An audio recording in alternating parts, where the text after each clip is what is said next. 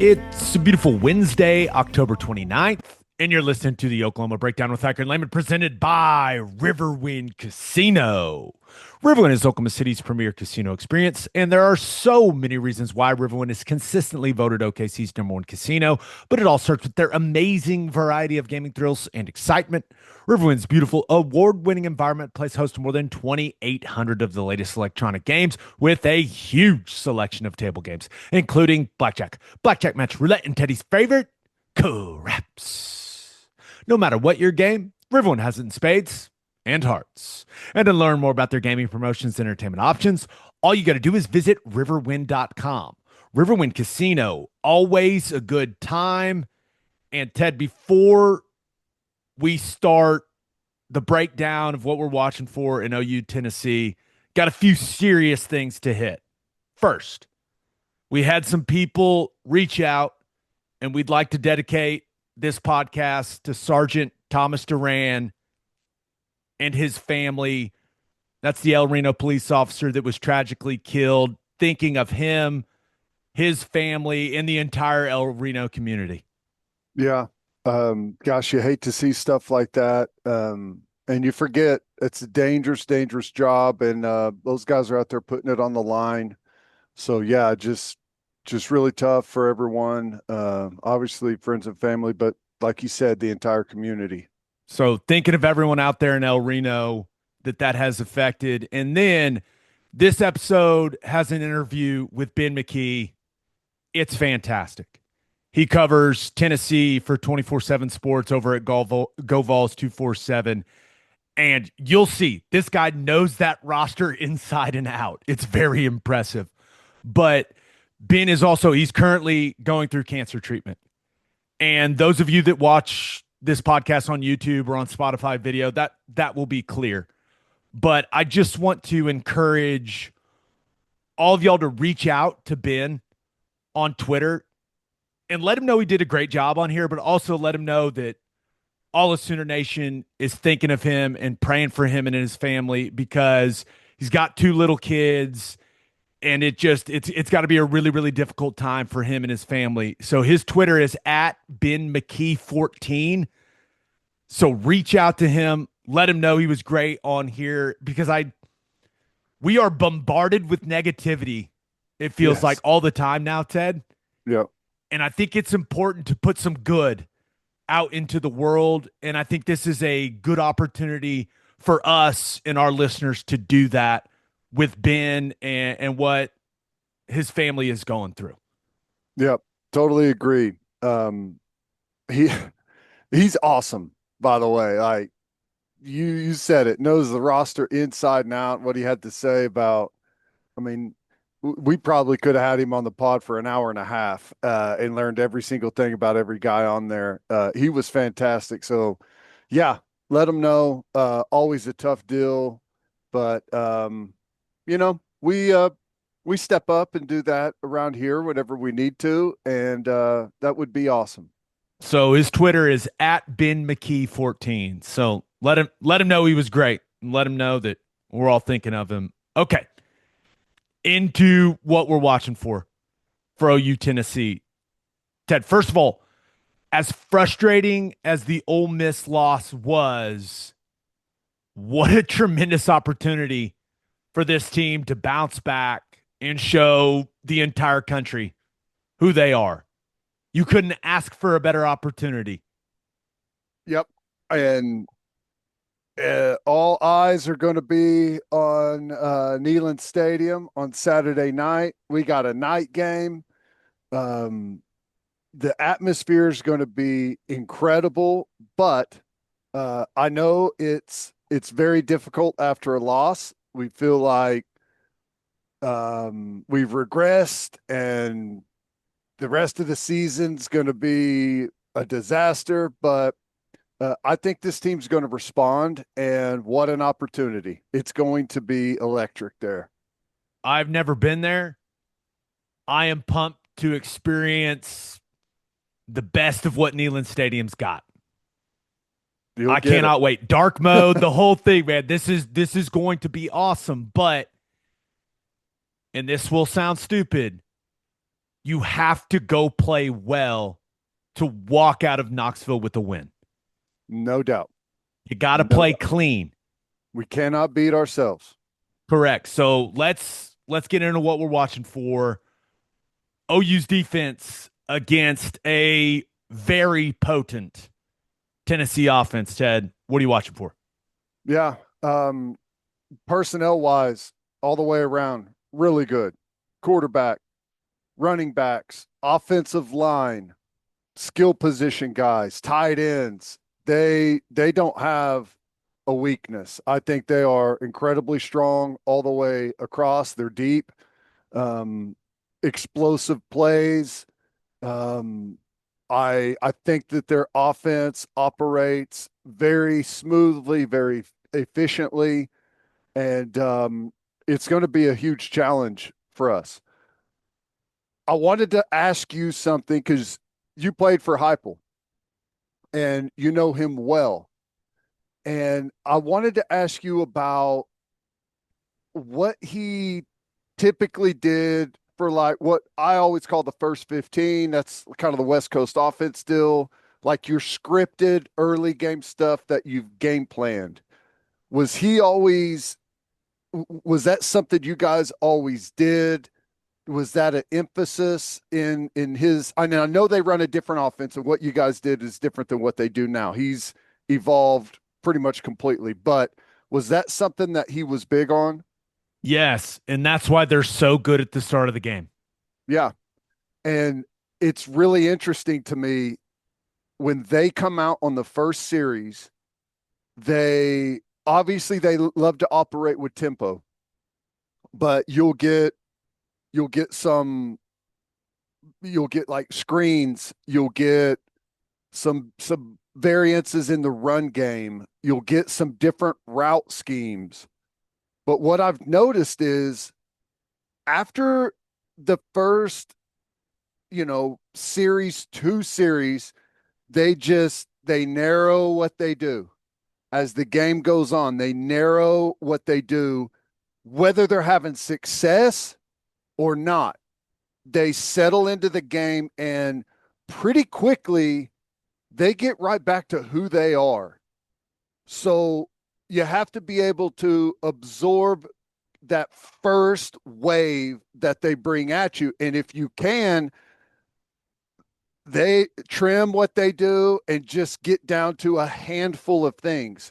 So whenever you watch their offense, it looks like they have all of this stuff, and they do, but whenever they need plays and they get into the real meat of a football game, they are who they are. And I think that becomes pretty apparent whenever you watch them. Is that what you've seen? That that's what I believe in when it comes to offensive football. Mm-hmm. You've got your game plan stuff, right? That you've seen on tape. Hey, this defense, they've struggled with this. This has been a weak point for them. Hey, when we get in this formation, let's see how they line up. Can they adjust to these things?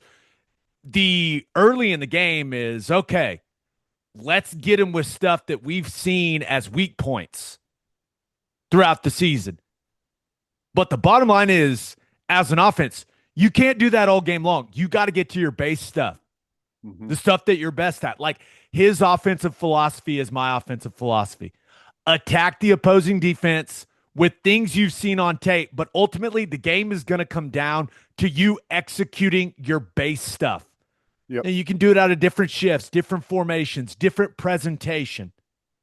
But ultimately, Tennessee wants to run counter and they want to throw it around the yard and space you out, spread you out with the way that they line up in these formations and get the ball to these wide receivers. Like Yep. that's who they are. And Yep. and Heupel's gonna say, okay, this is who we are. Let's see if they can stop us, boys. Here we go. Yep. That's right. It's kind of how I That's how I see operate it. too, man. Yep. That's how I see it. And once they kind of see how you react to all the stuff that they throw out there, like they don't seem to revisit it all that much. Which I thought was really interesting. Run game stuff. You mentioned it, counter. It's what they want to do. They're going to get to it a bunch of different ways. They'll GT counter, guard and tackle. they will pull the guard and the tight end. They will start with the tight end on the near side. They'll start with the tight end on the far side. But that's what they want to do. They'll run power, which is, the same thing, just a little, the timing and the sequencing is a little bit different. They'll run the power with only the tackle pulling. They'll do it with only the guard pulling. So there's a lot of variations on the same couple of plays. So defensively, the presentation is different, but what they're doing is all the same. They've got the 7 or at times 8 guys in the box, and it's all the same, but how they get to it and who's pulling first, who's second, all of those things change a little bit. I thought, and I'd like to get your opinion, I thought that the pullers do a pretty good job adjusting on the fly. And you've talked about that a lot with us. Like, is the first puller, is he getting spilled, wrong armed underneath? Is he getting hammered? The second puller does a really good job fitting off of that guy, the timing and how they operate. It looks really good. And I think they do a really good job on the backside of those counters and powers with their doubles and getting wash, climbing up to the next level. I think that is the real strength of their run game. I don't want to sound too dramatic, but I feel like this game, like how it's going to go defensively for us, depends on 4 guys: David Stone, Jaden Jackson, Dominic Williams, Grayson Holton. If those guys can hold up to all this gap scheme stuff and not get washed, not get displaced on those deuce blocks, right? Those double teams with the guards and the tackles, then we're going to be in good shape. If they get moved off the rock, it's going to be a very long night defensively. Yep. Nope, because they will have success if those double teams are good. Yep. Because like you mentioned, the pullers fit it up really good. And then that builds into the RPO game and the play action game where they pull that guard, that pull protection. That's the protection they want to use to take those long shots down the field. Like, it's all connected to them running counter well. And the key of those counter plays is that double team on the defensive tackle. Those guys, our defensive tackles, have to be excellent in this game. Yep. Nope. Totally agree. Zone stuff. So they've got their gap scheme stuff, the power counter world, and then they've got the zone stuff. And you'll see split zone out of different personnel, different packages, different looks. You'll see in zone insert out of different looks, different packages, but it's all the same. And you'll get some outside zone.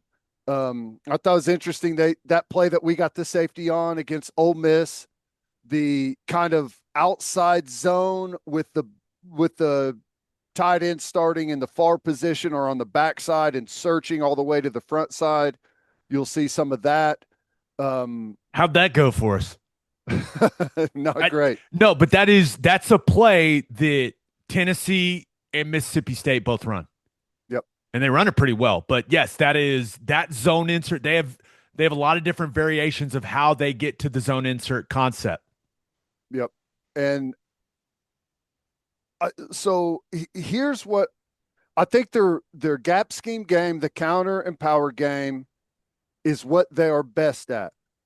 The zone stuff is not bad for them. Don't get me wrong, but this offensive line in my mind wants to fire off the ball with velocity and speed where they know where they're going. And in some of the zone stuff, I think maybe the weakness of this offensive line is reacting to some movement. When they have to come off of that path, I think that they lose a lot of their forward velocity. They lose a lot of their punch, a little slower to react. And something that I've noticed is their zone stuff. Now they have some quick hitters, but a lot of their zone stuff takes a really long time to develop. And I mean, in the football running game, a really long time to develop. It's not that much, but it doesn't have the decisiveness of the gap scheme stuff. And I think that leaves them susceptible to our inside movement is really good. It's probably the best of anyone that I've seen in college football so far this year. And I think there could be some opportunities for us to get them in that zone game. You're going to have to stop the gap scheme stuff to get them there. But some of our movement, I think, could be really good for us in the zone stuff. And I'll get to why, but I think that we'll probably do a bunch of that. And we'll see how we end up playing it. We'll probably present multiple fronts to them, and I think that can be a big asset for us. But that's the majority of the run game. The gap, counter, power stuff, insert, split zone, a little bit of outside zone, not as much, but that's what you're going to get. You don't get a lot of the jets. There's almost no quarterback run game. All right. A handful of places, but it is not something that they major in. They do have good backs, though. Backs are great. Backs Bishop, are really good. Star Thomas, both those guys are really good. They pile up the yards, they pile up the touchdowns athletically. They're good SEC backs, and everyone knows what good SEC backs look like, right? They're strong, they're physical, they're fast, they're quick, good in the open field. They check all those boxes. The pass game stuff, RPO's built off of all their runs, and they like to attack downfield. You'll see a lot of the RPO stuff across college football. There's a lot of it at the line of scrimmage, the bubble stuff, the quick little slants, the hitches on the outside. You'll get that stuff. Obviously, it's built in, but they want to attack downfield in the RPO. Daggers like the quick, quick post. They want to attack vertically on a lot of that stuff, and as you're coming here, they want to get to the next level behind you and isolate those guys, and they do a good job with it. The go balls, one-on-one coverage, he's going to let it rip. Whether you're in good coverage, whether you're in phase, it doesn't matter. He's going to throw it, and he's going to trust those guys to go up and make plays. The receivers are outstanding. Chris Brazzell, 740 yards, 8 touchdowns. We pointed this out in the weeds. He's the outside guy. Almost all of his plays are made right on the sideline. Fade balls, go balls, pushing it down the field to him. He's 6'5", and he can run. You can see that in the weeds tomorrow morning at 11 a.m. But yes, we've already recorded it. The Staley's the guy that they work over the middle of the field. But again, he's going to throw it to him. Up over safeties, in traffic. He's going to trust those guys to make plays, and he throws a really good ball. And that leads me, tight ends are going to be in the mix also. Play action stuff out of the backfield. They work a lot of the underneath stuff, trying to set up the deep crossers and attacking downfield, trying to get the backers to step up and not get the depth that they need to where they can go over the top, but he will go to those guys. I think that Aguilar at quarterback is, as I was watching him, I kept trying to think, who does he remind me of? And I couldn't ever settle on who it is, but he's tall. He's got great arm strength. He's got a quick release, loves to throw the deep ball, throws as good a deep ball as anyone in college football. He will, I mean, it's super high and he will drop it in the basket and does a really good job with that.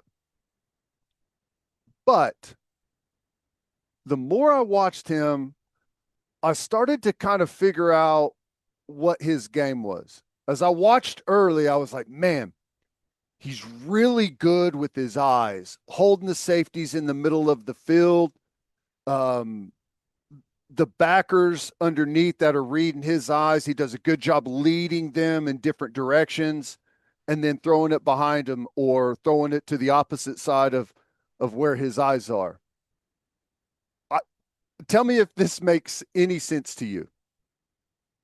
He's got a quick release, but he's got a really long windup.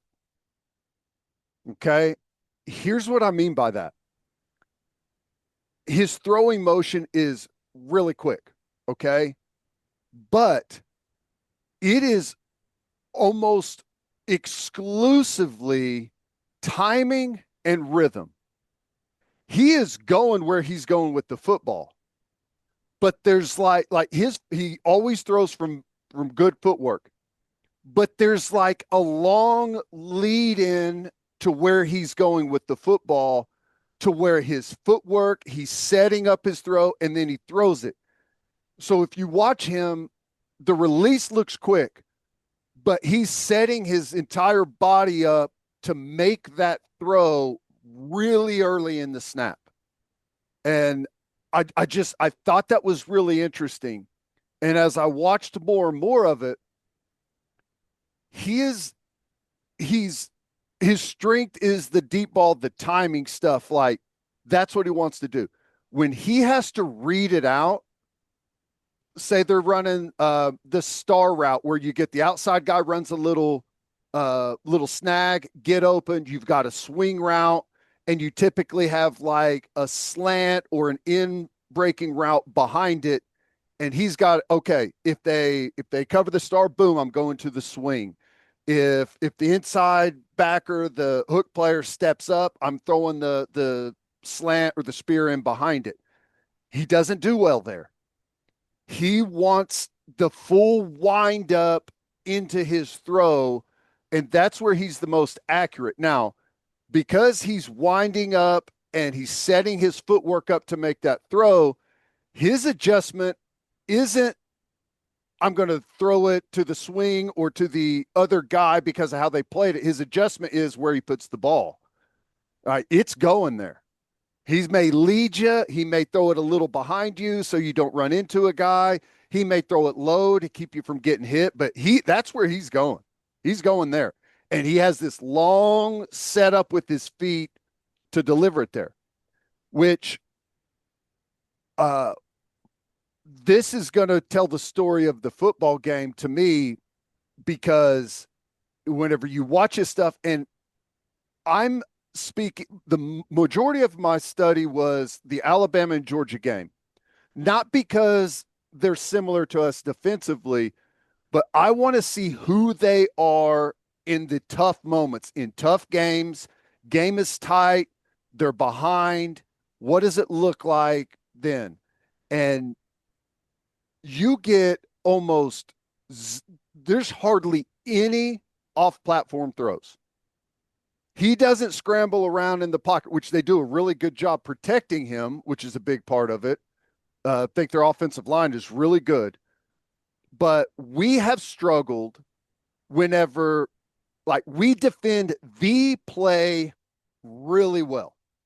Venables is as good as anyone, having an idea of what they're going to do and putting us in the right call, the right coverage, the right blitz, whatever it is, putting us in the right call to defend that specific play. And what we struggle with is we defend the play, then the quarterback scrambles, is off schedule, gets to the edge and maybe runs it on us, or in the backyard scramble drill finds a guy. There's hardly any of that. He wants to be in rhythm, on time, and that ball is coming out. So I think that's a really big opportunity for us. I don't know if Venables is going to come after him and pressure him. He'll stand in there and deliver the ball, but he's going where he's going with it. If you can get to him and get him off his spot, he's going to really struggle. If you jump routes and you know what's coming, he's going to hit you in the chest with it because that long windup has already started and he's going where he's going with the football. So I thought it was really interesting. Just the more I watched him, the more predictable I thought he became. Now, all of that to say, it is very difficult to force him off his platform because of the protection. So if we can get there and get him to have to pull it down or to get his footwork, get him out of his windup, I think we can have a lot of success. He's not a statue back there though. Like he can move. No, he can move. He can move. He can move. He's an athletic guy, but we are not going to be spying him.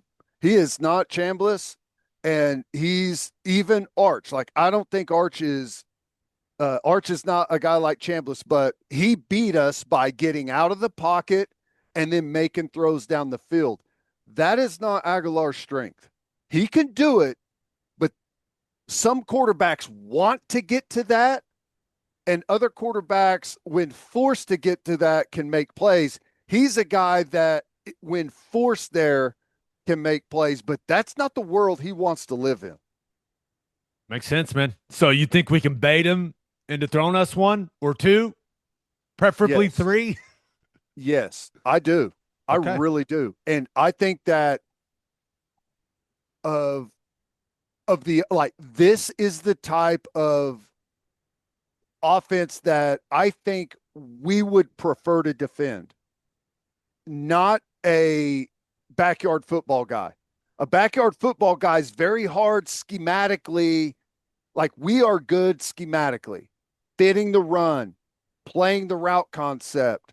Like that's where we are at our strength. When things break down, because we're so aggressive playing the play, we can get out of position in the scramble drill and stuff like that, the off schedule stuff. And that's not where they make their money. I think more than any other game this season, tackling is going to be a huge piece when it comes to what the outcome of this game is. No team, we have not played a team that just creates as much space as this team does with what they do from a formation and a schematic standpoint. There are going to be a lot of times when it's one-on-one in space, whether it's safeties, backers, corners, and you got to get guys on the ground in those situations. Yep. Totally agree. When you are there to make the play one-on-one in space, because Heupel does a tremendous job of creating natural space with these wide splits. He forces you to play a light box in the run game with how they spread you out. You got to tackle well. I know that sounds like duh, but that's going to be a huge piece of this game for us defensively. Totally agree. Now, short yardage goal line stuff. Out in the field, you're going to get a lot of the same like zone insert, split zone stuff is what they really like.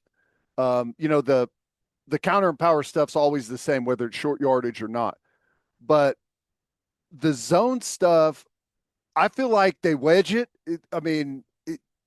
They're like, instead of kind of sorting it on the backside, they are like in a trail on the backside, just wedging it really hard. And they do, I think, a pretty good job. Again, because I think this offensive line likes moving forward more than they do kind of reacting on the zone stuff. Especially in the short yardage and goal line stuff, they want to cave that backside and run off that cave. Yep. That's what they want to do. That's kind of the inside zone mentality of this type of offense. Yep. It's what we did with Levy. It's what Heupel's doing. Like it's more of like a veer than an inside zone, honestly. I agree. And I know veer, baby. We won 28 games in a row in high school running veer. Yeah. There you go. What's up? There you go. They will get under center and they'll get jumbo personnel, power eye look, and kind of the same stuff. They'll wedge it in there, insert, lead, whatever you want to call it. They will do, for lack of a better term, the double split zone where you've got under center, I formation, and a power eye, set to the back, and they'll run the double split zone like we saw at Ole Miss. They did it with big bodies. Tennessee will do it with their tight ends, who I think are pretty good blockers. You'll get that. And like, to my point on Aguilar, where I don't think he's good at reading it, he wants to go where he wants to go with the football. The spider 2Y banana out of the power eye look on the goal line against Alabama. He's going where he's going with the football, right? He's not reading it out. He's going where he's going, and he throws it right to a guy because Alabama read it really well, and it's a pick six the other way. Very decisive play in that football game. Make him read some stuff out. That's not his strength. He wants to just go where he goes with it. So if we can defend the go routes, the one-on-one stuff where they isolate us and just throw that timing and rhythm route, I think we have a really good chance of having a really good game against them. If we struggle in that area, pass interference, getting beat over the top, it could be a difficult day. But I do see a path for a really good football game for our defense. I think it's there. I think a lot of what they do lines up with a lot of our strengths. If we can hold up on the outside, and if we can get to Aguilar in the passing game and get him off his platform. I think Heupel's going to look at it and go, our wide receivers are better than their DBs. Yeah. Let's attack them through the air. Yep. If he can run it 50 times in a game, he's going to run it 50 times in a game. Hype has proved that he will call a game however he has to call a game to win the game. Yep. Last year's game in Norman's a perfect example of that. But I think that staff's going to look at some of the plays our secondary has given up. And honestly, some of the plays where opponents have just missed in some of the big, plays that could have been big plays in the passing game. I think they're going to really like that matchup, and they're going to try to attack us in the air a lot. Yep. I agree. I haven't seen a lot of people pressure them like I've seen people pressure other quarterbacks. And I believe it's because they're worried about the outside one-on-one stuff. So they say, let's give more help out there rather than try to get to him in the pocket because of the good offensive line. The backs are good in protection. I think BV has typically shown you got to cover. We're going after him. We're not, we'll switch it up when we're pressuring and when we're not. We're not going to leave those guys on an island the whole game. But I think we're going to take our opportunities to bring the house at him and force him maybe to get off that platform. You got anything else? It's a really good offense, man. I think this is the best O-line we've played against. I do too. They're good. Yep. They did a nice job replacing some guys, filling some holes with the portal, and it's a unit that's played at a high level. Totally agree. Anything else? I think that's it. All right, let's talk about OU's offense versus Tennessee's defense. But first, download the Loves app from Love's Travel Stops, your guide to savings on the road. Fill up for less with a discount on fuel, 10 cents off on every gallon of gas, and 25 cents off on every gallon of auto diesel. And don't forget, in the store, you can unlock mobile deals on the Loves app to save on snacks, drinks, and select meals at Love's restaurants. Plus, you can plan your pit stops for your next road trip with the map and route planner. All from Love's, the heart of the highway. Steaks are back. Didi Ranch's luxury steak cuts are restocked and ready to ship straight to your door. From mouth-watering ribeyes to silky smooth fillets, this is the best beef Oklahoma has to offer. And here's the kicker. They're now shipping next day air for free when you use code SOONER at checkout. That's right. Next day air like Amazon Prime, but for steak. Didi Ranch delivers taste and tradition the luxurious way. Order today at DidierRanch.com and get your steaks just in time for the holidays. And we are brought to you by Simple Modern, the Oklahoma-owned company and proud official drinkware partner of the OU Sooners. Football in Gaylord Family Oklahoma Memorial Stadium is rocking all October. Big plays, packed stands, and the exclusive limited edition Simple Modern drinkware drops at each home game. Get yours before everyone else grabs them. Both October home games bring a brand new design only available at that matchup and only while supplies last. I'm telling you, it's the perfect way to stay hydrated while cheering on the Sooners. And with 10% of all profits going to charity, many right here in Oklahoma, every sip supports Oklahomans on and off the field. Simple Modern, good everywhere. All right, looking at the Sooners offense versus the Vols defense, first and foremost, cherish the football. You cannot give Tennessee's offense extra possessions in this game. It's not impossible, but it's highly, highly unlikely that you walk out of Knoxville with a win if you lose the turnover margin. It's hard to envision that, Ted. Yeah. It's hard enough, even at home, right? But on the road in that environment, there's nothing that fires a crowd up more than a big turnover.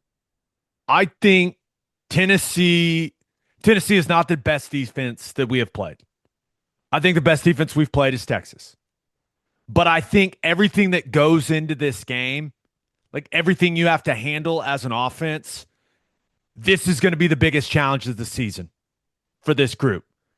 Because Tennessee's defense is weird. Like, I like a lot of the pieces, especially along the defensive line, but for whatever reason, the sum is not as good as the parts. Yeah. If that makes sense. And I think it has a lot to do with some injuries they suffered in the secondary and just not finding a consistent level of play in the back end. But I like a lot of the D-line. I like the inside backers for the most part. Those guys can run and hit. They're decisive. But you combine the talent in the box for this defense and then the environment our offense is going to have to operate in, I think this will be the biggest challenge of the season.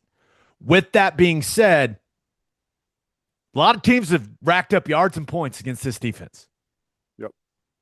And the interesting part about them is like they are a 4-2-5 defense. Now, they will play some 4 down with odd spacing to change the looks, change some of the angles in your run game, but the defense reminds me of Texas philosophically. Now, they're not as good as Texas, but they are going to line up and play their stuff. They don't blitz a lot. They do some simple edge pressures, whether it's the nickel, a backer. They'll sprinkle in a safety blitz every once in a while. They've got some simple linebacker blitzes. They'll do some things where like a defensive end will pirate one gap, Ted, and they'll gap exchange with one of the inside backers. But the vast majority of the time, they're lining up and they're playing their stuff and they're saying, hey, we are more physical and more talented than you. Here we go. Yep. It's not a defensive line. This isn't Ole Miss where, oh, I got to be worried about them swimming me in the run game.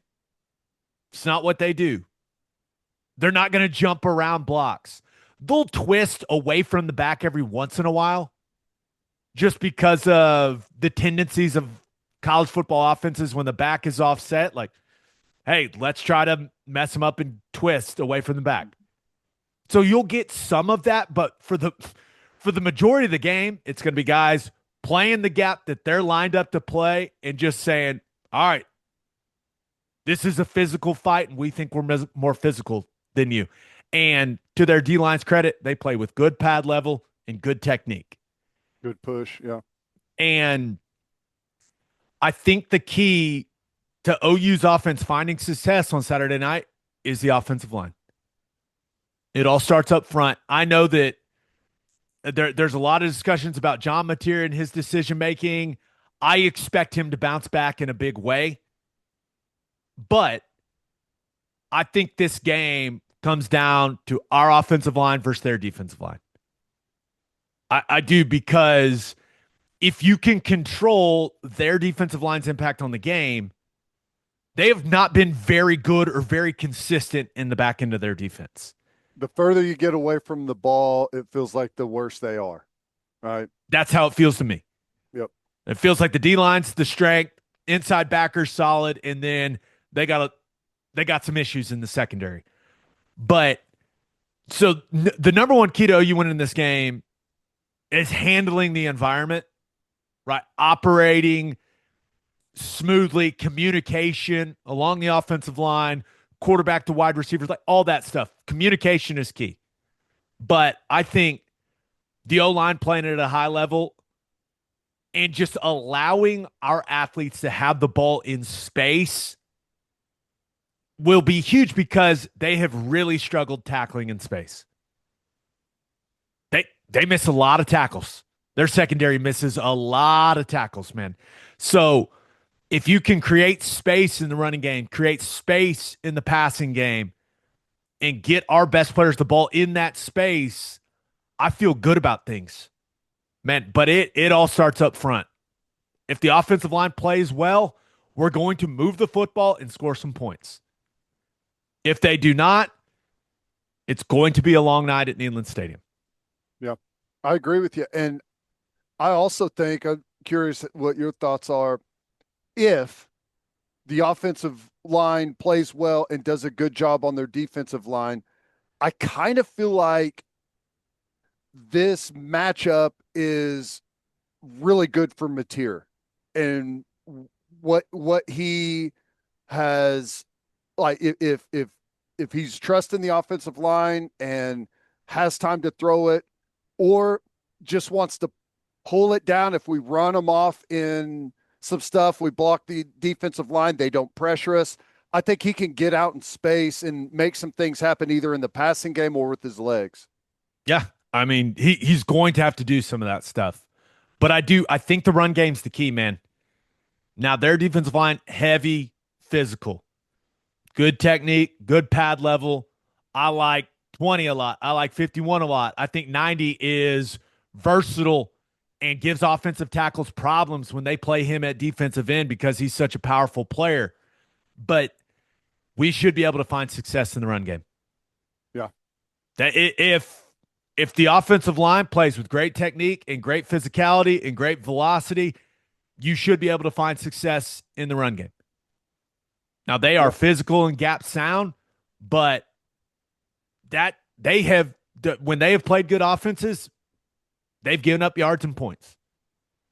So I think that gets me into some run game thoughts. They are heavy and physical along the defensive line. I continue to believe that spreading teams out and attacking the edges of the defense is the best course of action for our team. And I would like to see us attack the edges early. Speed sweep, whether it's Burks, Satania, whoever, like attack the edges of the defense. Get those guys the ball in space and make those defensive backs from Tennessee come up and tackle in space. Get it away from the teeth of that defensive line. Make those guys run and chase the ball, especially early in the game. And then you can build some of like that speed sweep, QB power read game off of it. Mm-hmm. Arkansas had some success with that, with Taylor Green pulling that and just kind of crease him in the middle of that defense.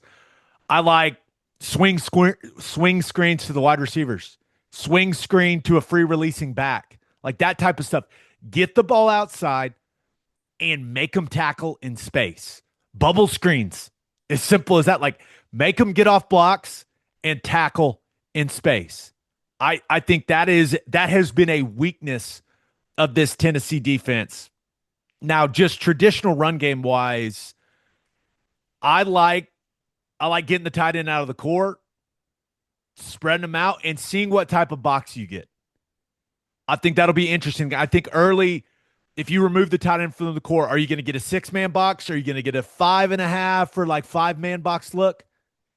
If you can get that 5-man box look, we've seen it. Hey, the 5-man box zone, duo, the 5-man box counter, QB run game with the running back as an extra hat in the blocking scheme. And I think I throw QB draw into that mix as well. Like, if you spread them out, what's that presentation going to look like defensively?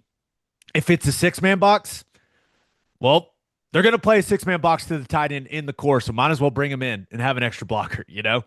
Mm-hmm. We'll see, though. We'll see how they react to us spreading them out and having the tight end out of the core.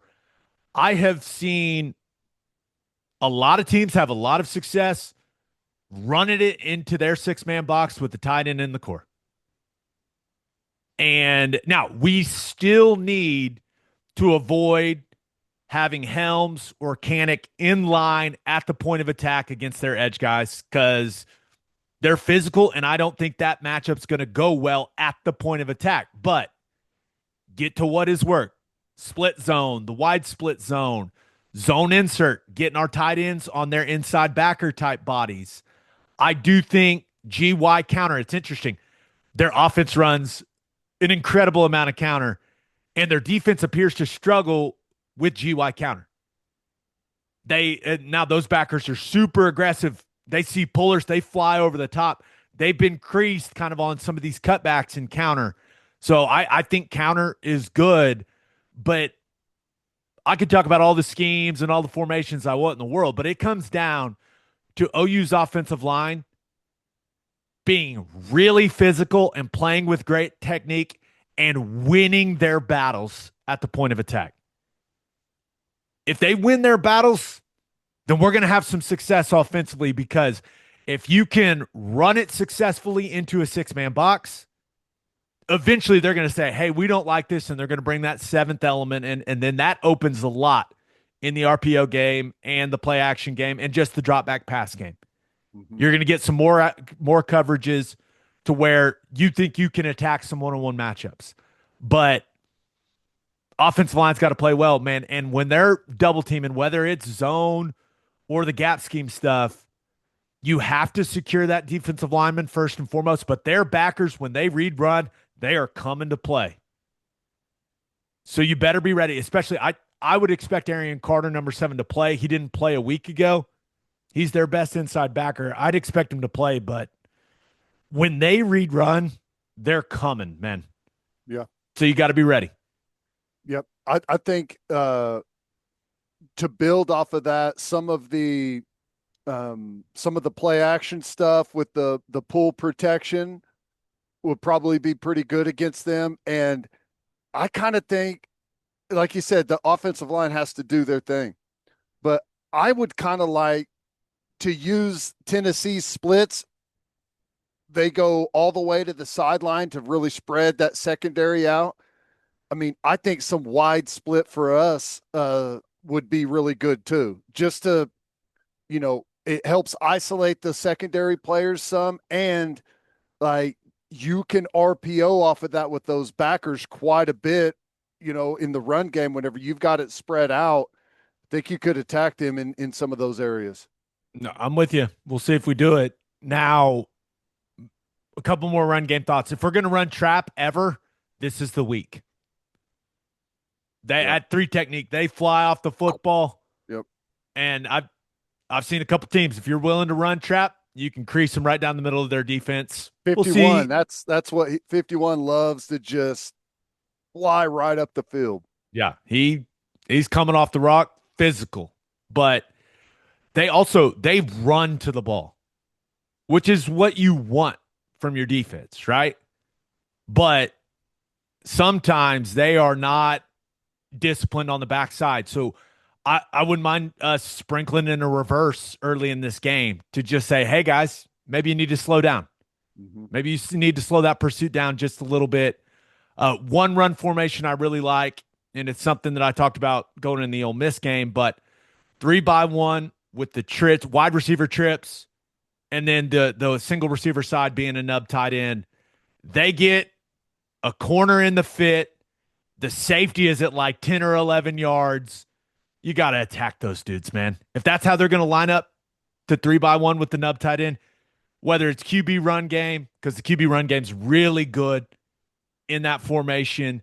GT counter, we haven't run that much at all, but GT counter right at those smaller bodies, I think's really good. I guess it'd be GT counter read technically, but yeah, block that pulling in with your guard, have your tight end, that nub tight end arc up to a secondary player, and you're in business, man. So we'll see if we get to it. When we got to it against Ole Miss, it looked pretty good. So I would think we'll get to some of that. Let's get to some pass game thoughts. With their inconsistencies in the secondary and Mateer's struggles lately, it's hard to believe that you're just going to come out and play a bunch of man and make things easy for him. You know what I mean? Yeah. I think you're going to get a big dose of zone coverage and make him read it out. Now, it's up to the offensive line. If they're going to play a bunch of too high stuff, thinking that the guys in the core of their defense can stop our run game without having to commit an extra element to it, then yep, you got to run it well and make them change their line of thinking on that and open up some things in the passing game. But I think the secondary is the weakness of their defense, and the most consistent thing I've seen them struggle with is deep in breaking routes into the middle of the field. I mean, that thing opens up quite a bit if the protection is good, like those deep dig routes. A lot of the stuff where you run mesh underneath and clear out those backers and either run that deep spot route or run a deep dig coming in from the outside, like that area of the field opens up if your quarterback has time to allow those routes to progress. So I think that attacking them in the middle of the field is a good course of action. And then I don't think they're very good at nickel. And whether it's Boo Carter, number 23, who's been quite the interesting story for that team, or Jalen McMurray, number 6, those guys have been inconsistent and they have getting run by. I mean, guys have run by them. Getting run by, that doesn't sound like English. But if we can get Isaiah Satania isolated on that nickel position for them, I absolutely love that matchup. That's our best playmaker against a weak point on their team. Yeah. I would like to see us create that matchup as often as we can. And when we get it, we got to attack it. Yep. Even if it's the bubble stuff to force that nickel player to tackle, like I don't think they're all that, from what I've seen, I don't think they're all that physical. And you've mentioned the tackling struggles that they've had. Force those guys to tackle, get them worried about that, and the passing game stuff should open up even more. They're starting a true freshman at corner. You got to attack him as well, right? Number 4, you got to attack him. He's shown that he can get run by. He also will take the cheese in zone coverage, and you can run routes in behind him. And you just have to take advantage of his inexperience. And most importantly, you got to make him tackle in space. He has struggled in that area. So I continue to believe, hey, make this secondary tackle in space. I think that going back to some run game and like building RPO stuff off it, like the gap scheme stuff, and we haven't been a huge gap scheme team this season, but the way that their backers react to pullers, I wonder if we get to a little more of that to throw some things into the voids that are created on the backside, whether it's RPO game or true play action game. But that's something that I'll have my eye on. One thing, we lined Burks up in the backfield against Ole Miss a handful of times, and we motioned him out. I would like to see us snap the ball with him in the backfield and have him run some routes out of there and see how they react to that. We need to find more ways to just get this guy the ball in space. Totally and this agree. is the game to do it. Easy throws around the line of scrimmage. However you can get them the ball in space and force their guys to tackle him in space, do it. Yeah. And Now, he's got to make guys miss, Ted. sure. Yeah. But to build on that point, not only do we need to get Burks the ball more, I think we need to do a good job at getting Mateer confidence and get him in rhythm. And the easy, quick little swing to Burks out of the backfield or the bubble stuff, close, like easy throws, just to some throw and catch stuff, just to get that confidence rolling for him. I'm with you. One other passing game thought. I do think that we can screen them, like running back screen them, but we just haven't shown to be a running back screen team because when when they convert to pass rush mode, like they are coming. But that hasn't really been a big piece of what we do. But I do think you can screen that defensive line. Finish out with some pass pro thoughts. Communication, the most important thing. It's going to be extremely loud. Offensive line, running backs, got to handle the noise. This is one where I would pay money for us not to use a clap snap count in this game, but that is what we have been as a team. So I'm guessing that's what we will be. But the one thing you can't have what I call a popcorn offensive line.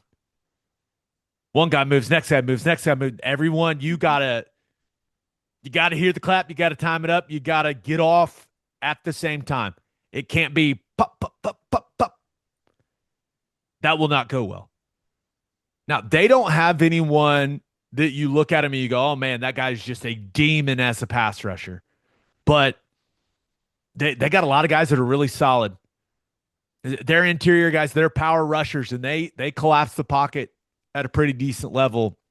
But the communication in this environment is going to be so important. And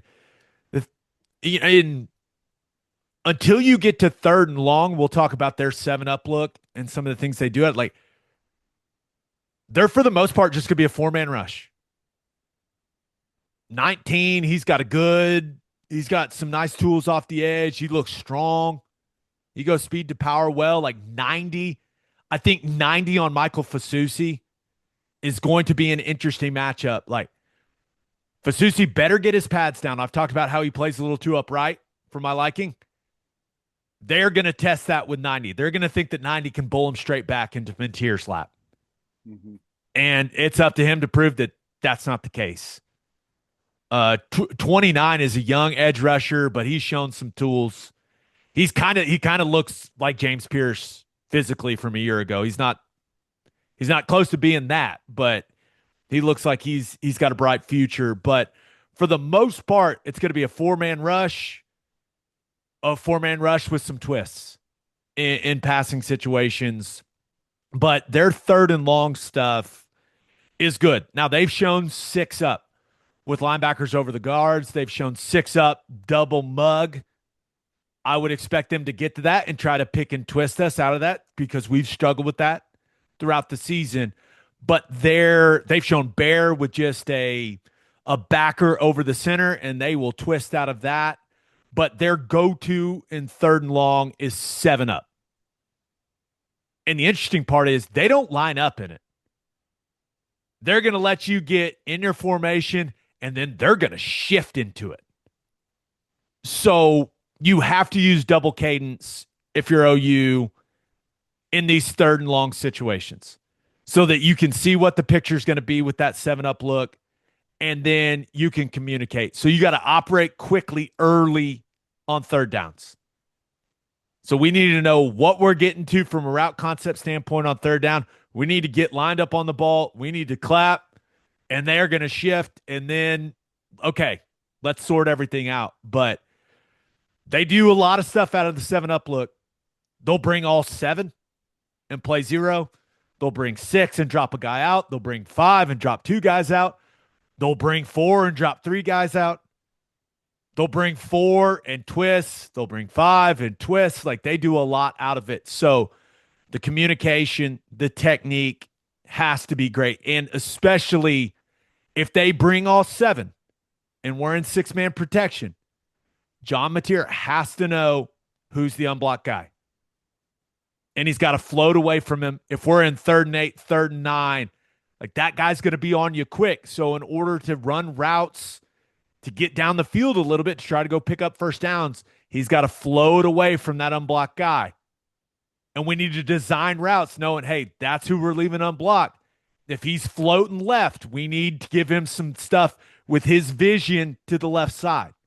It's got to all be connected in these situations, but you got to handle those 3rd and longs well. It'd be great to just avoid them, Ted. Yeah. Hey, that's the best way to be good on 3rd down is to not be in 3rd down. Empty pro. They're going to test and see if Fasusi and Foje can play with proper empty protection mechanics. Now, I would prefer we get to empty protection by free releasing the back and motioning him out late and snapping it when he's in motion, because that doesn't allow them. Like if we just line up with an empty backfield, they're going to mess with our young tackles. They're going to have an inside backer. They're going to give you a squeeze look. They're going to have him run a couple steps and then stop and bail. And our guys may squeeze and not be able to react and recover to get back out to the edge guy. And then you got an unblocked guy when you're only rushing 4, you know? Mm-hmm. So that's a situation, empty protection, that I'm a little concerned about with our inexperience at tackle. But if those guys could set off the ball and buy themselves a little extra time, that would do a whole lot of good. But 7 is coffee house early in the year. I haven't seen it since, but it's put on tape. So if he's in the count in the pass protection for the O-line, keep your eyes on him maybe an extra half second before you go find work. That's all I got, man. I like it. Yeah, I think there's some opportunity there, man. I do. Especially when he gets Mateer some confidence where he can carve him up early and help dictate. But you nailed it. It's going to be on the offensive line. They need to have a good game. All right, let's get to call your shot. We asked you guys the number one thing you'll be watching for in OU Tennessee. This first one comes from Sooner Born OKU. They say Mateer's vision in the passing game, but it seems like he has regressed some on his vision in the running game as well. I think the feel of the game probably is fueled by confidence. That's an interesting point. You mentioned it, Ted. John Mateer's got to lead this team into the belly of the beast. Yep. We need that guy playing the way that he played early in the season, with the attitude, the confidence. What do the kids say now? The aura. Yep. That he had early in the season. That's the John Mateer that has to show up. And I think what you mentioned about getting him some easy confidence building throws early, I think that would go a long way in getting him into the rhythm of this game. Yep. Even if you're not having a ton of success with it, just the throw and catch, just to see those completions happening, I think would go a long way for him. But you're right. This is it. Feels like he's been a little tentative since he's come back from the injury. You got to sell out in this game. Go play. If you make a mistake, we'll live with it. But you got to be decisive. You got to trust your players, and you got to trust yourself to make those plays. No doubt. All right, this other one comes from at Okie in Tennessee. He says, just win, period. I live here in Knoxville. Have for 18 years. Kneeling on Halloween weekend gets really weird. In favor of the Vols. Night mode is a whole other animal. It's reasonable to think this will be the craziest atmosphere any OU player, coach, or fan has experienced. Yeah, that's what I expect. Hey, as a player, whenever people are telling you this is going to be a crazy atmosphere, it says a lot about you saying, oh, if you're a man, this is going to be tough, or I cannot wait to get there and to play. Like, there's nothing better going on the road to play in an environment like that. It is incredible as a football player. And hopefully this group offensively, defensively, special teams, sees that challenge, recognizes that challenge, and is just chomping at the bit to go into the belly of the beast.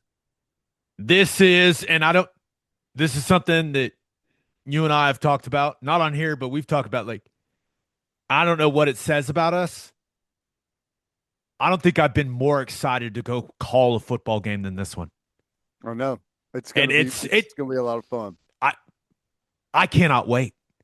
And I hope the football team feels the same way, because I know the radio broadcast is going to be juiced. Yep.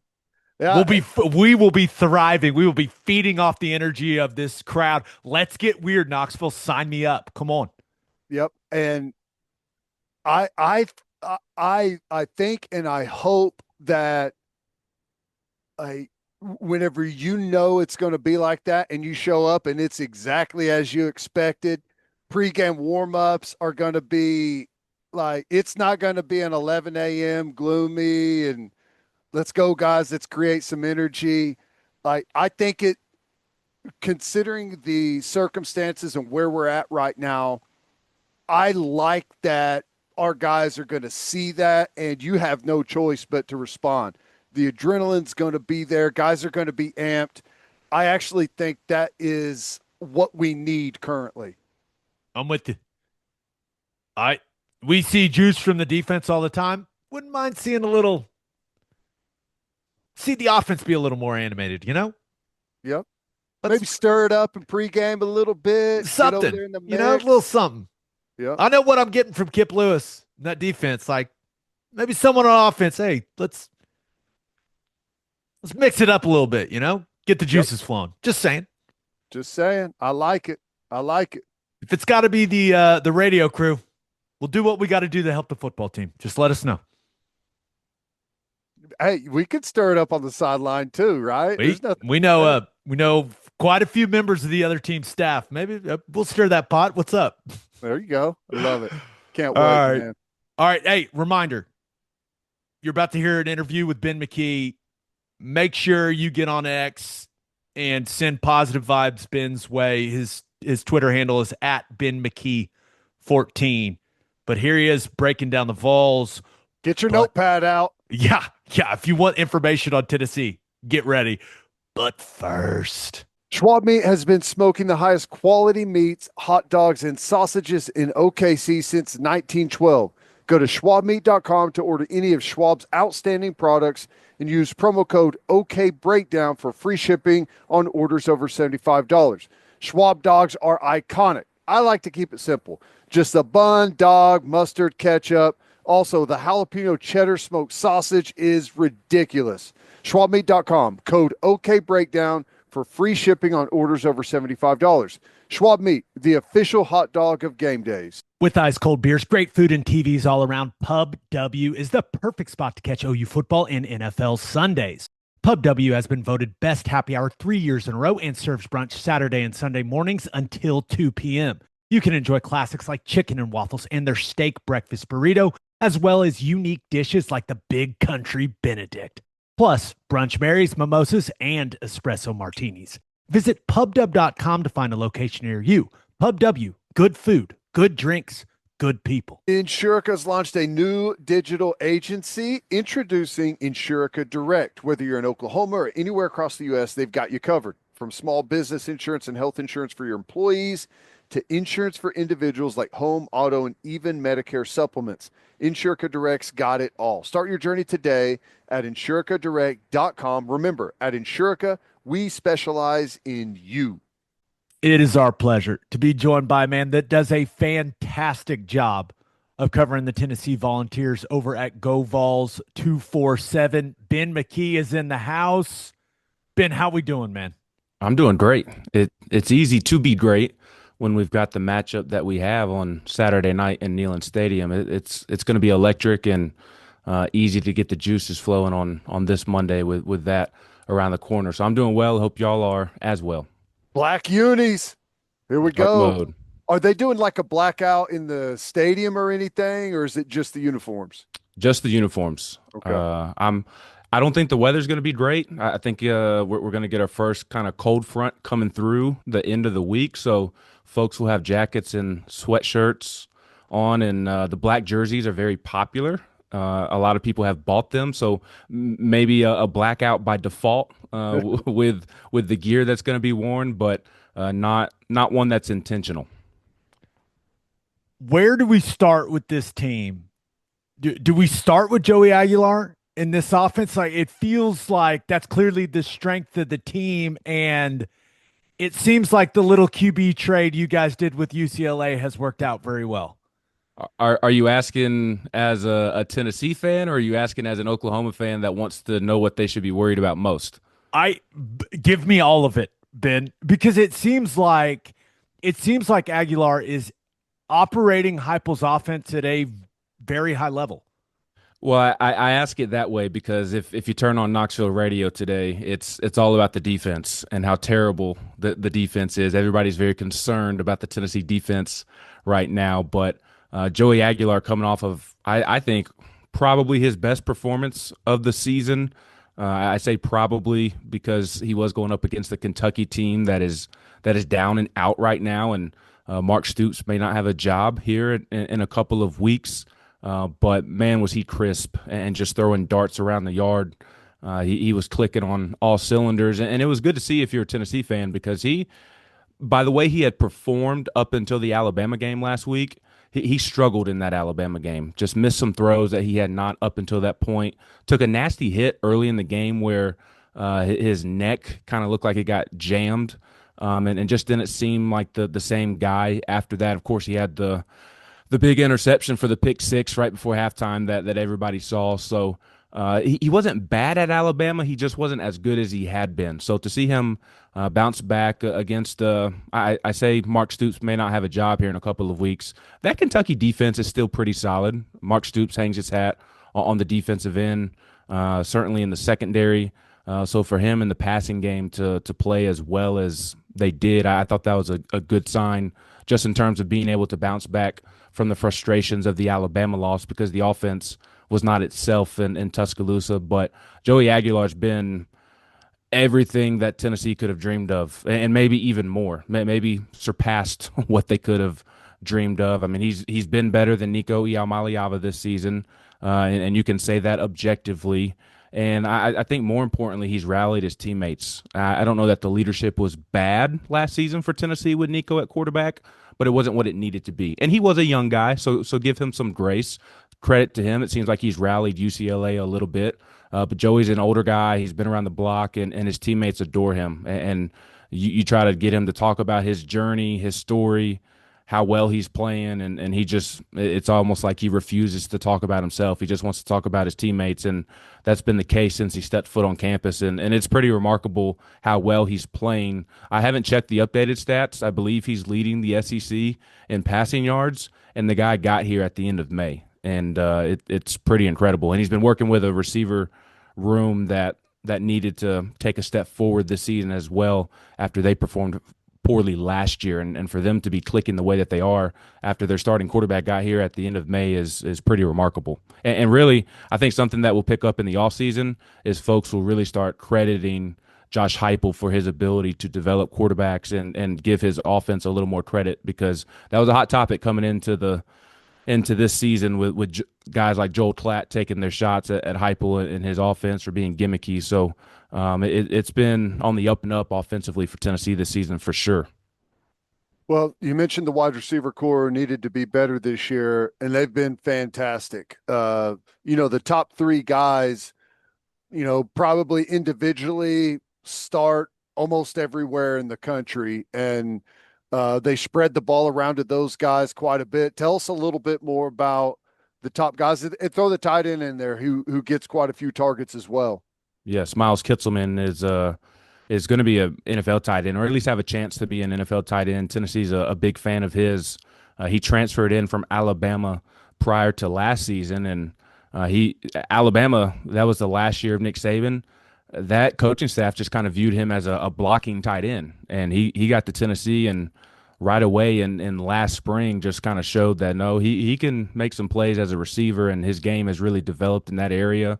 I talk about Joey Aguilar and his leadership and his ability to come in right away and connect with his teammates. Miles Kitselman is a big reason why, because Miles Kitselman is one of the key leaders on this team on both sides of the football.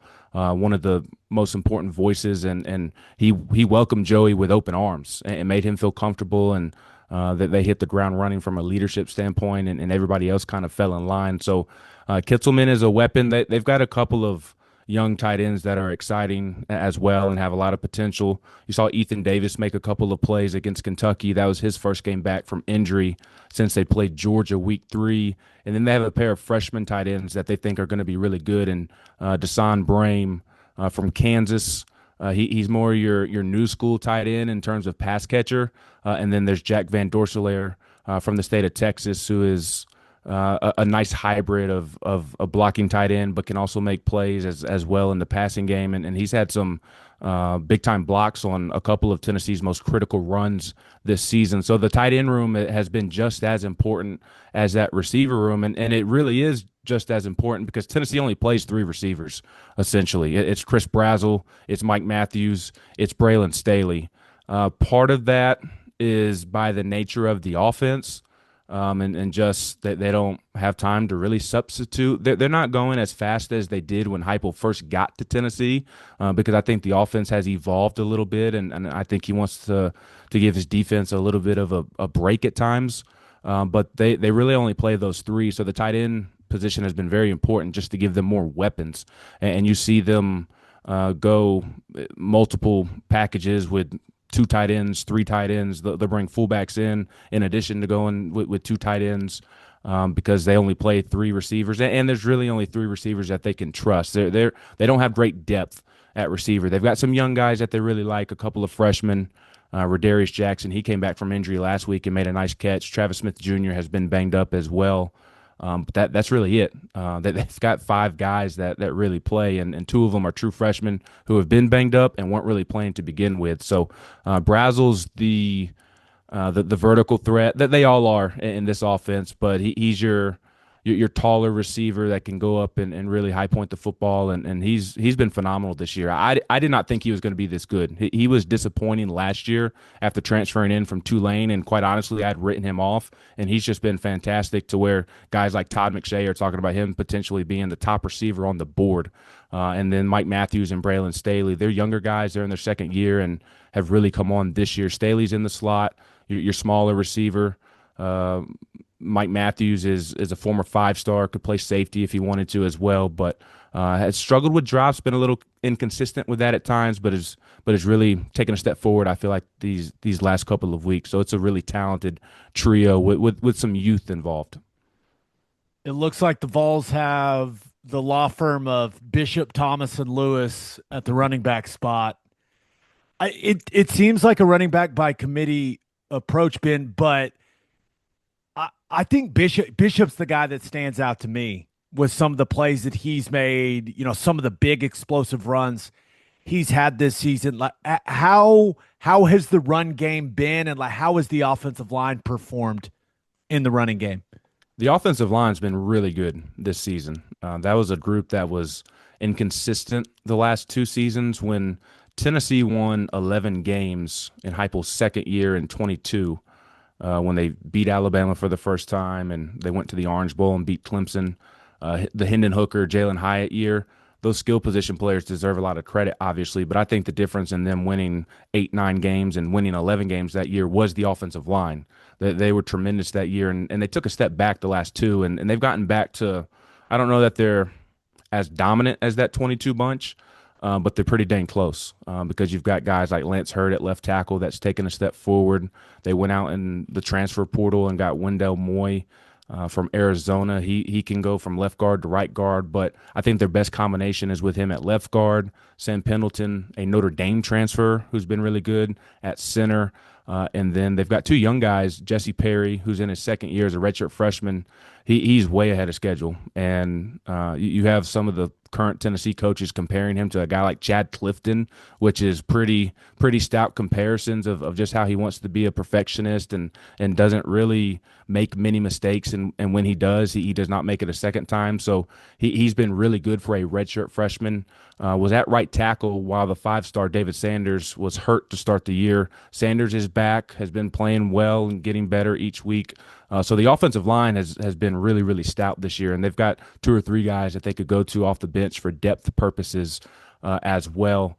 It's been odd. The running game at times has not been as strong as I thought it would. I think in part that they've gotten maybe a little too pass happy at times and gotten away from the run.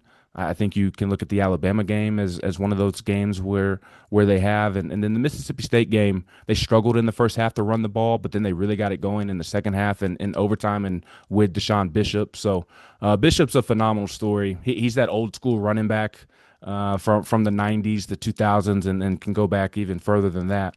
But a local product here in Knoxville, walked on at Tennessee. His other option was a scholarship at Coastal Carolina.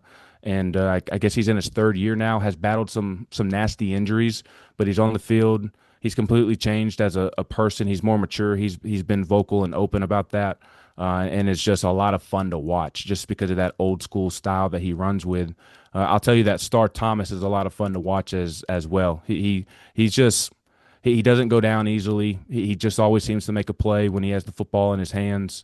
And I kind of go back and forth in my mind of, okay, they need more Deshaun Bishop, they need more Star Thomas, but both guys are capable of making plays. And the running game's been good this year, but I do think there's another level of consistency that they could reach. And that's, both on the running backs at times and also the offensive line, shuffling some guys here and there to find the perfect combination with a couple of injuries that have popped up, but for the most part, it's been good for sure. All right. Well, you mentioned it. A lot of people upset with the defense, and it's been an opportunistic group, and they've created some chaos at times. A lot of tackles for loss, sacks. But what's been the main issue? The secondary has been a huge issue, which I imagine Oklahoma fans their ears are perking up knowing that John Mateer is going to be trying to throw the football on Saturday. But there's a little bit of grace, I guess you could give them. Jermon McCoy, who was an All-American last year, tore his ACL in January after the season when he was working out back home in Texas during winter break. He's not played yet this season. Doesn't seem like he's going to play on Saturday either. So you've been without him. He's a guy that was viewed as a potential first-round pick in this upcoming spring's draft. And then you have Ricky Gibson, who is just as capable as Jermon McCoy, capable of being an All-American, was coming into his junior year, and in the Syracuse game, hurt his pec, suffered an upper body injury, and it hasn't been confirmed or nobody's come out and said that he's going to miss the season, but there's a good chance that they're kind of holding out hope that it recovers a little bit better than maybe anticipated, and depending on what happens with Tennessee in the postseason, maybe he can come back for that type of game. But you're down 2 All-American capable corners, and Colton Hood has done a nice job of filling in a transfer from Colorado that they got actually in the spring window. He's been really good. He actually got banged up in the Kentucky game. Seems like a lower body injury, so we'll see if he's available this weekend as well. So the injury bug has bitten them, but their safety play has just not been good. They have an older guy that I just don't think has the athleticism to make the plays necessary in this league. And then they're young back there outside of the veteran. The star position, their nickel position has been a bit up and down. And then starting opposite of Colton Hood, the Colorado transfer, because of the injuries to McCoy and Gibson, is a true freshman in Ty Redmond that they really like. But you go back to the Georgia game, and Gunnar Stockton and Georgia just picked on Ty Redmond all game long. And he's going to be a good football player. You see the tools, but he's a freshman, and teams are taking advantage of him. So The secondary, that's where you start. I also don't think that the linebacker play has been as good as it needs to be. A couple of older guys just I don't believe personally that they've taken the step from their sophomore to junior year that Tennessee needed from them. And then now they're a little bit banged up as well. So I think you start there, the middle of the defense, with linebacker play, safety play, and then the injury bug biting them out there at corner. Ben, I just want to point out, this roster inside and out, brother. This Great is awesome. information. I just wanted to, I had to say that. This is fantastic. Now, when I watch the defense, to me, clearly the defensive line is the strength of the unit. How good have they been? You had to replace the 2 first rounders from a year ago. They seem really solid across the board. The depth seems good. Has anyone really stood out to you as a playmaker on that defensive line? They've been good, but you could nitpick that group. They've taken a step back from last season. Not a huge step back from last season, and you touched on it. They did lose some key members from last year.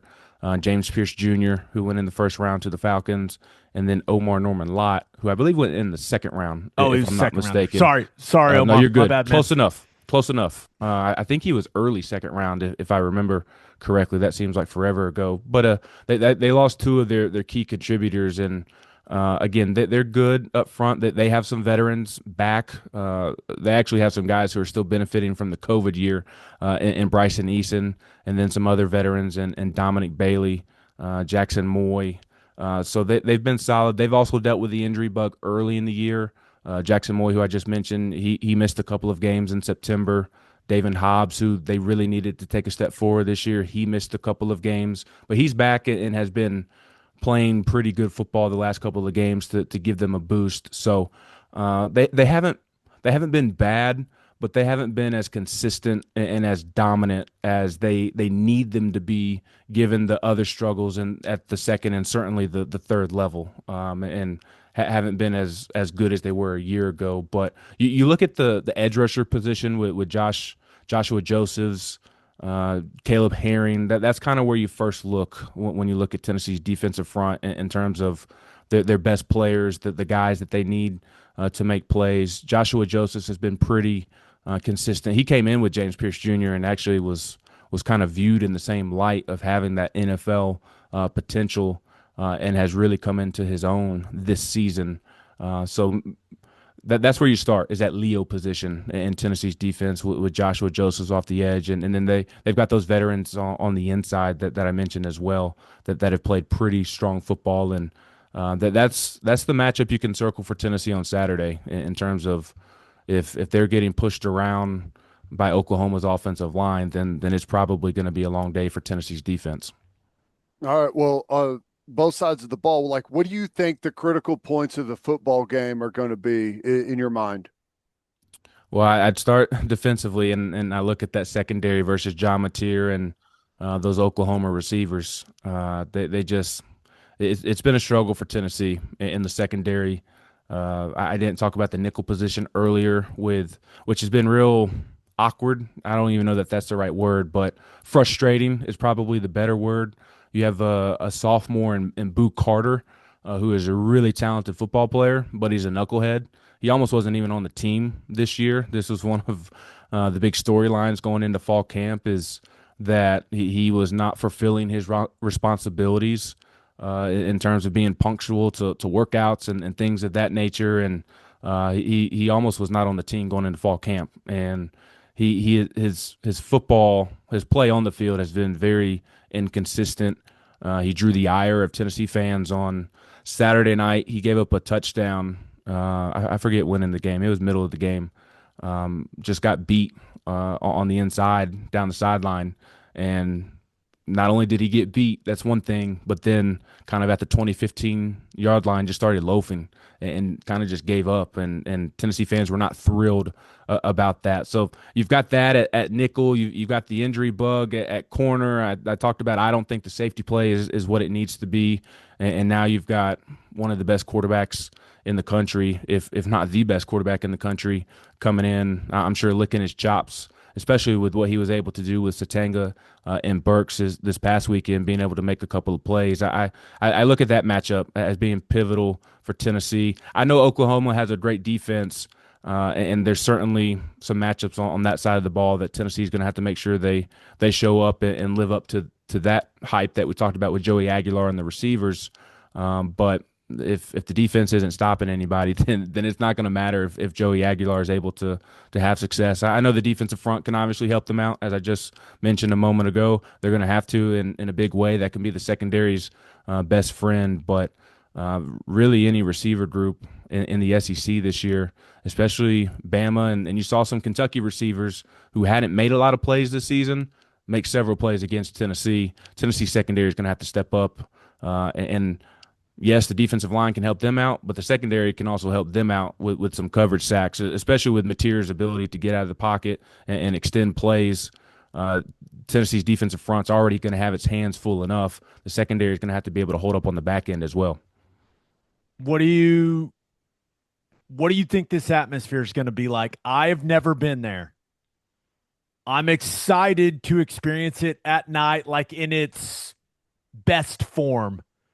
Now, is it a great recipe for OU to go win this game? Probably not. But I'm excited to see everything Neyland has to offer. What are these night games there like, man? It's arguably the best environment in college football. Everybody points to LSU, Penn State, Alabama. So those are kind of the first ones that are mentioned, I feel like, in terms of atmospheres in college football, and I think Tennessee's right there with those, especially with some of the in-game production changes that they have made the last couple of years with things that have nothing to do with who's going to win the football game, fireworks and the light show, and at night, a cool thing that they've started doing is when they run out of the tee before the game, they light up the tee, and that's the only thing lit up in the stadium, along with the video board that circles the stadium or lines the stadium.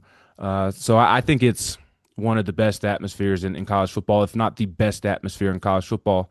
I think it's hard to pick a best atmosphere in college football because there's so many great ones. But you gotta Tennessee have a great game too. That's always a big factor. Yes, Better the game, better the atmosphere. 1,000%. No, there's no doubt about that. But Tennessee fans will do their part, and I think if it is a good game, I think you'll walk away thinking that this is one of the best atmospheres in college football, if not the best one that I've ever been to on the road. And I know I'm a Tennessee guy saying that, but you listen to Cole Kublik talk, and he talks about how my wife went to the 2015 game. Yep, she's been to a lot of football games.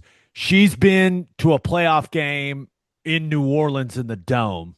Okay. And she said Tennessee's the loudest game she's ever been to. Yep. It's the best atmosphere I've ever been to. I've been to a bunch of them. 2015. Okay. I'm glad somebody can vouch for me. And I mean, I was at that 2015 game as well with my wife, and that was I was a student then, and that was one of the loudest games I've been to in my time going to Tennessee games. And I mean, you look back on that 2015 game, and there were a lot of Oklahoma players that played in that game that talked about the atmosphere that day. And I've seen since that game on social media, Twitter was a thing then. I've seen a lot of Oklahoma fans on Twitter giving Tennessee and the crowd that day it's kudos. So I think you'll walk away thinking it's one of the best atmospheres in college football. The fans will certainly do their part. It'll be up to Tennessee to take advantage of that home field advantage. The record at home the last couple of years for Tennessee really speaks for itself. Well, tell us how you think it's going to go. Give us a prediction. I'll take Tennessee because it's at home, but I don't have a lot of confidence in it. I really do think it's a 50-50 coin flip game. Who shows up and executes? I mean, that's who's going to win the game on Saturday. But because it's a home game for Tennessee, they have not lost at home under Heupel. It's been very, very rare that they do. Heupel won't talk about it, and it's certainly not got the feel that it did to last year's game, but I'm sure Heupel will like to stick it to Oklahoma as well. I'm sure he'll have a couple of play calls up his sleeve. So I'll take Tennessee to win. But, man, I think when you look at Tennessee's offense versus Oklahoma's defense, I don't know who has the edge there. I think you can make the case for either side. And if you're an Oklahoma fan, you're saying Oklahoma's defense has the edge. If you're a Tennessee fan, you're saying Tennessee's offense has the edge. So, yes, that matchup for Tennessee's defense and trying to bottle up John Mateer is going to be absolutely critical. But boy, is that Tennessee passing game versus that Oklahoma defense going to be a lot of fun. I talked about Tennessee's offensive line has played really well this year. Brent Venables is going to have a great defensive front, some of the best players in the country.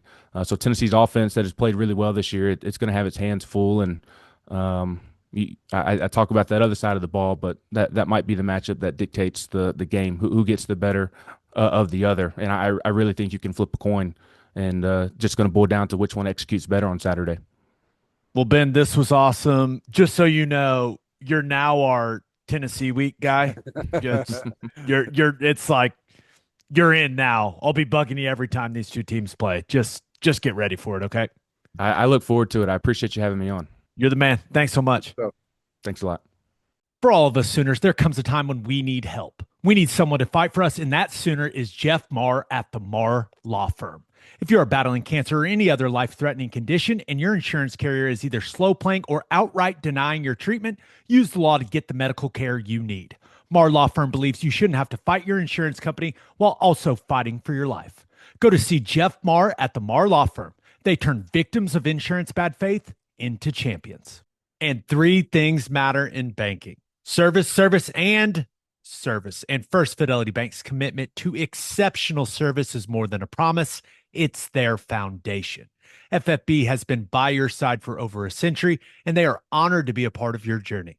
Banking isn't about where you've been, it's about where you are headed. Open an account at an award-winning bank today at ffb.com. At First Fidelity Bank, we go where you go. Bishop McGuinness Catholic High School represents a tradition of educational excellence in Oklahoma City. Grounded in a faith-based education, Bishop McGuinness offers a college prep curriculum that includes 26 AP courses, participation in OSSAA athletics, and numerous clubs and organizations for students to join and grow. If you want to provide the best possible educational and spiritual development for your children, contact Bishop McGuinness Catholic High School or visit bmchs.org. Financial aid is available.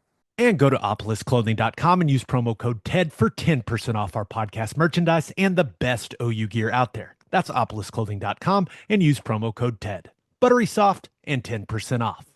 All right, time to preview the best games of week 10 of college football. And we're going to start in Columbus. Penn State traveling to take on number 1 Ohio State. This will be your big noon kickoff, 11 a.m. Central on Fox. And Ohio State is a 20.5-point favorite. Mm-hmm. This was arguably going into the season. I think a lot of people, if they said, hey, pick the most important game in college football, the most important regular season game in college football, a lot of people would have said Penn State at Ohio State at the end of October. Or I guess it'll be November by then. Jeez. Right. Yeah. But it's this game going into the year was viewed as arguably the most important game in college football of the regular season. And my goodness, can things change quickly, Ted? Boy, I guess so. 20.5. It's a lot. Now, here's the thing. And this is going to be a recurring theme in some of these big games. But I don't know if this is going to happen, but a lot of these big games feel like you know what's going to happen, right? You know the outcome. It's just, how much are they going to win by?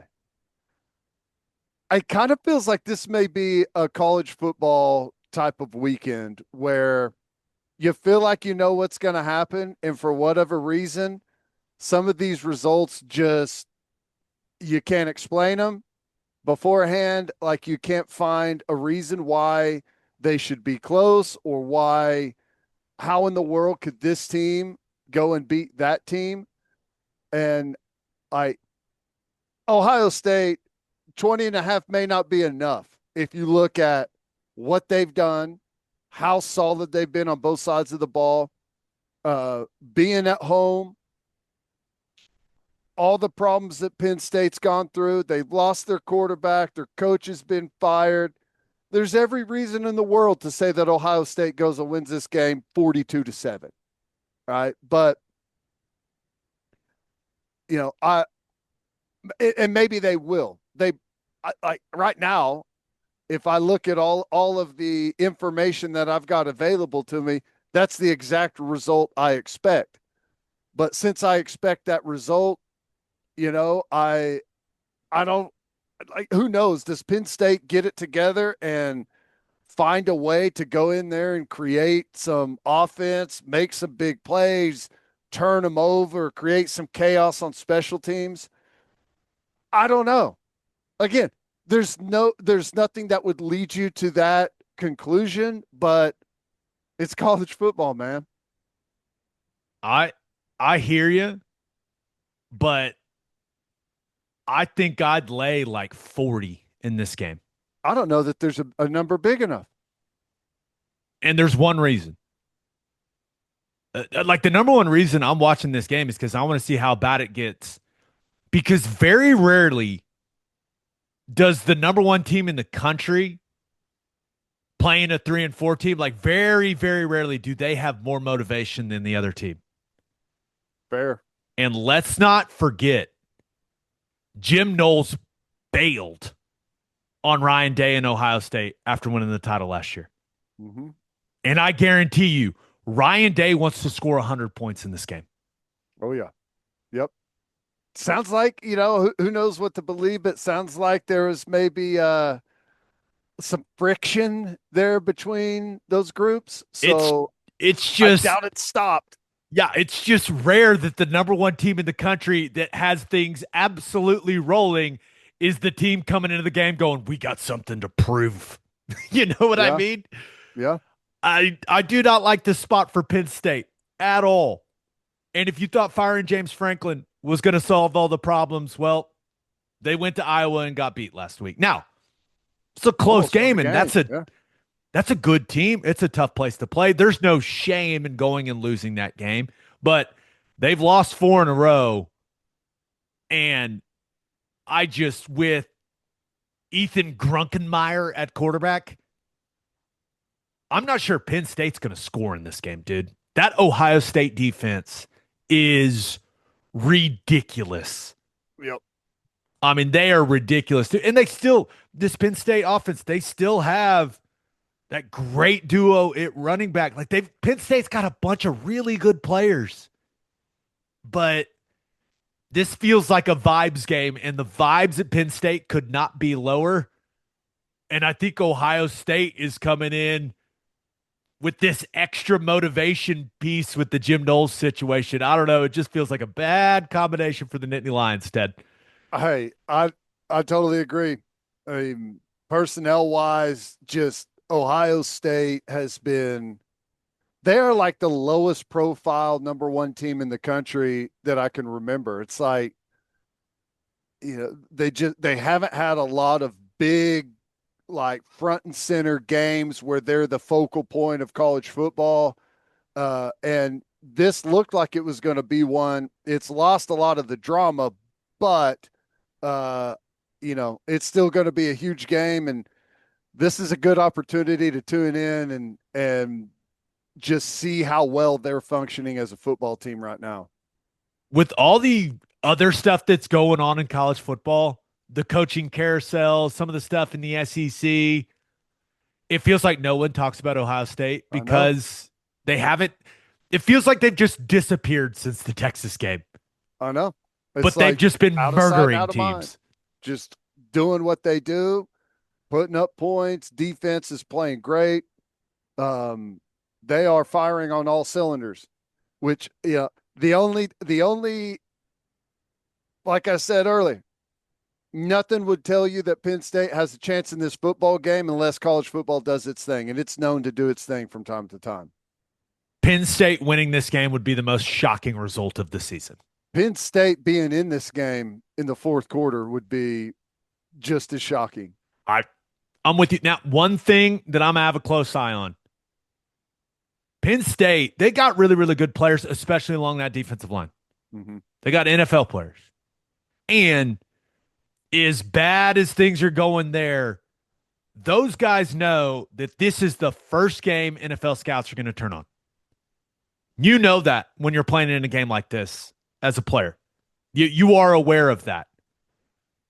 Ohio State has been solid running the ball, but not what I would classify as super explosive with Bo Jackson and CJ Donaldson. So I want to see how this Ohio State offensive line, which is good, but is it elite? I want to see how that group performs in this game. Now, maybe they just let Julian Sands sling it all over the field to Carnell Tate and Jeremiah Smith. That's not a bad strategy either. But I want to see how this Ohio State offensive line holds up against a Penn State defensive line that's going to be motivated to play well because they all want to make a lot of money playing football. And they got talent. So that's like the number one thing I'm going to be tuning in for in this game. Like, I want to watch that matchup at the line of scrimmage between Ohio State's O-line and this Penn State D-line. Yeah. And, I the thing is you mentioned it, just because of the roster, Penn State is still an incredibly dangerous team. Now, a lot of things have really fallen apart on them.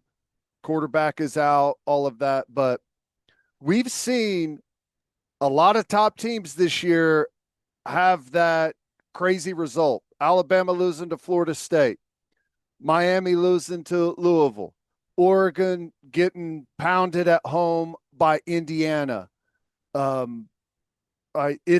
It's just like, that's the intriguing thing in this game is can they continue to do exactly what they're supposed to do? It's hard. I mean, that it happens in college football all the time. Really good teams lose the teams that they are better than just because they lose a little bit of focus. I imagine that they're going to be on edge coming into this one.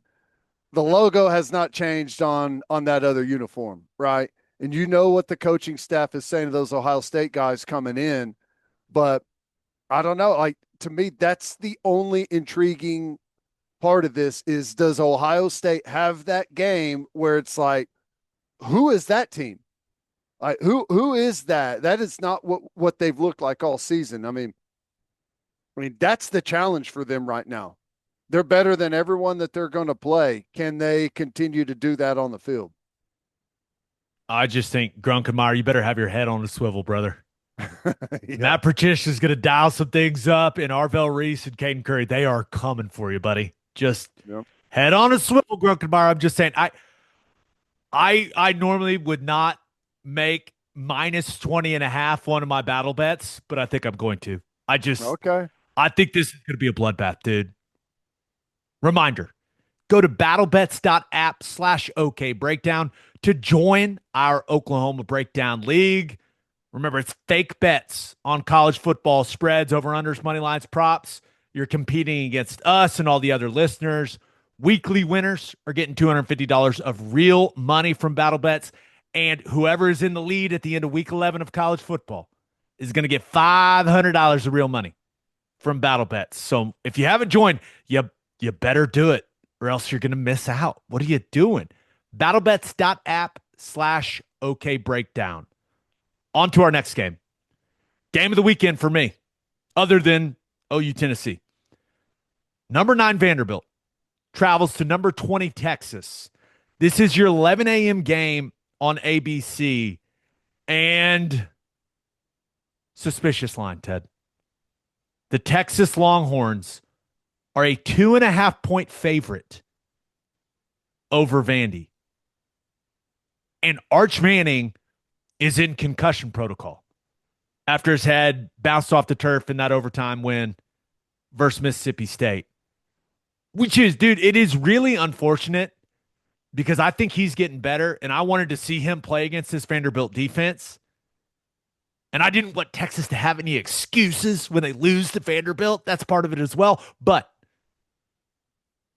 I don't know, man. I just feel it. It's hard for me to imagine that Matthew Caldwell goes in and just lights up this Vanderbilt defense. You know what I mean? But Texas is a 2.5-point favorite. What do they know that we don't know? I have no idea. Speaking of battle bets, this is my battle bets pick right here. And I'm taking Texas. Why am I taking Texas? Because it doesn't make any sense at all. If you've watched Vanderbilt and you've watched Texas, there's nothing that would suggest Texas should be a favorite.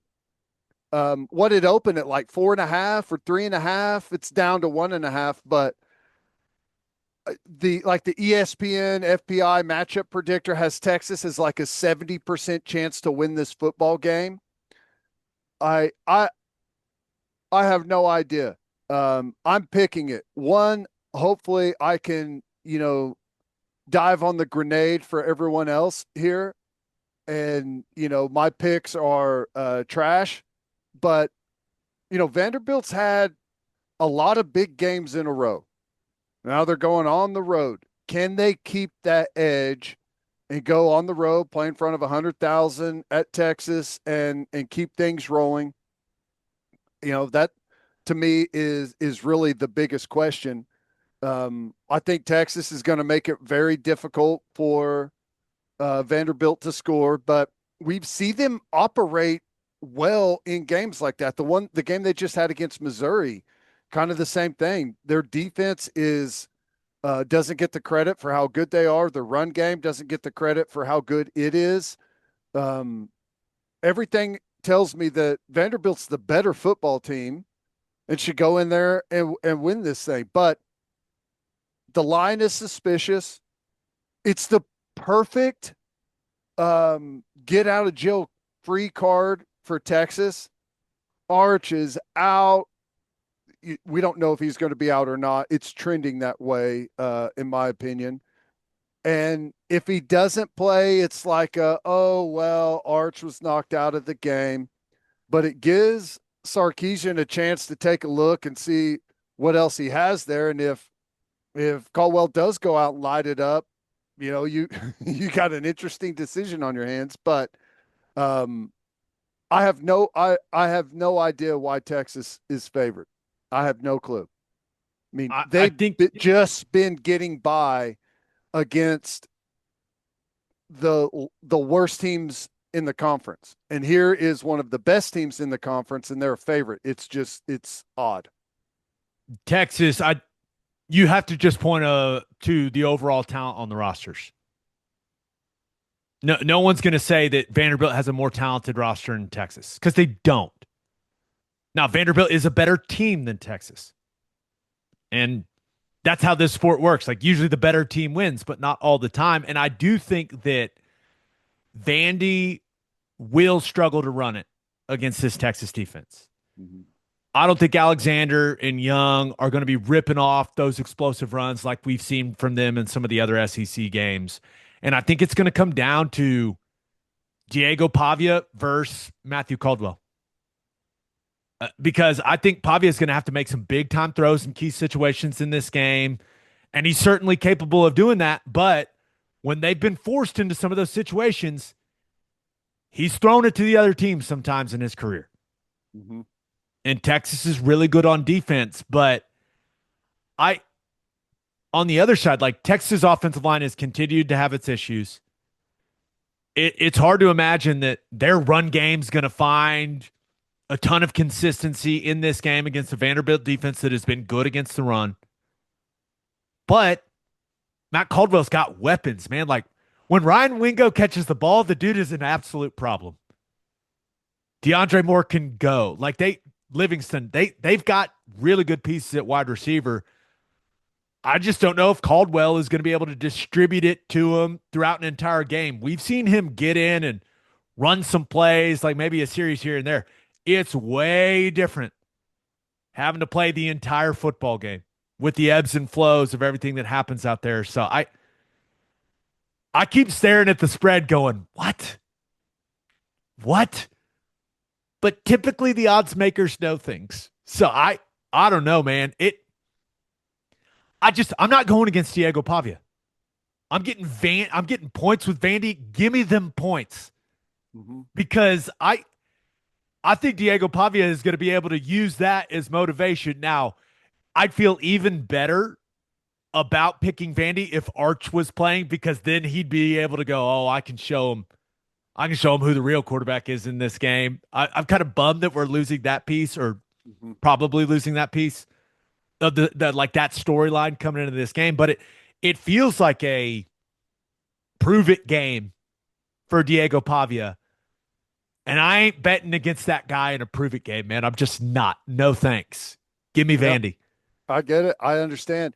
I will say, though, I think that, Pavia likes to play in chaos, right? He likes to get outside, make things happen.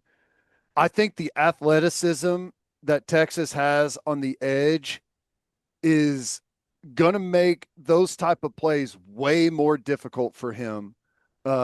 Simmons out on the perimeter, chasing him around, chasing him down.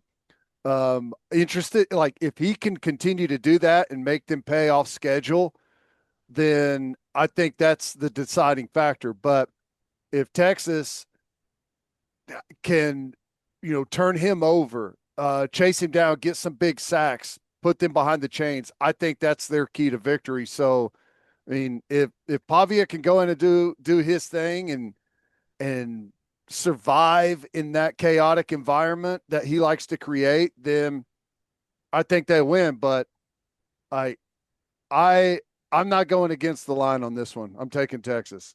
And I hate that. I want them to lose more than anything. This matchup is one that I've been waiting on all year. I can't wait to watch Texas get beat at home by Vanderbilt. But it's just, I want it to happen so bad that I know it's not going to. We're going to watch them survive somehow again at the end of a football game when it looks like they should have lost it 10 times by now. Over unders 45.5. Give me the under all day in this one. Yeah. I think scoring is going to be a struggle for both teams. But, hey, you've got the Longhorns. I'll take the Commodores. We're split on that one.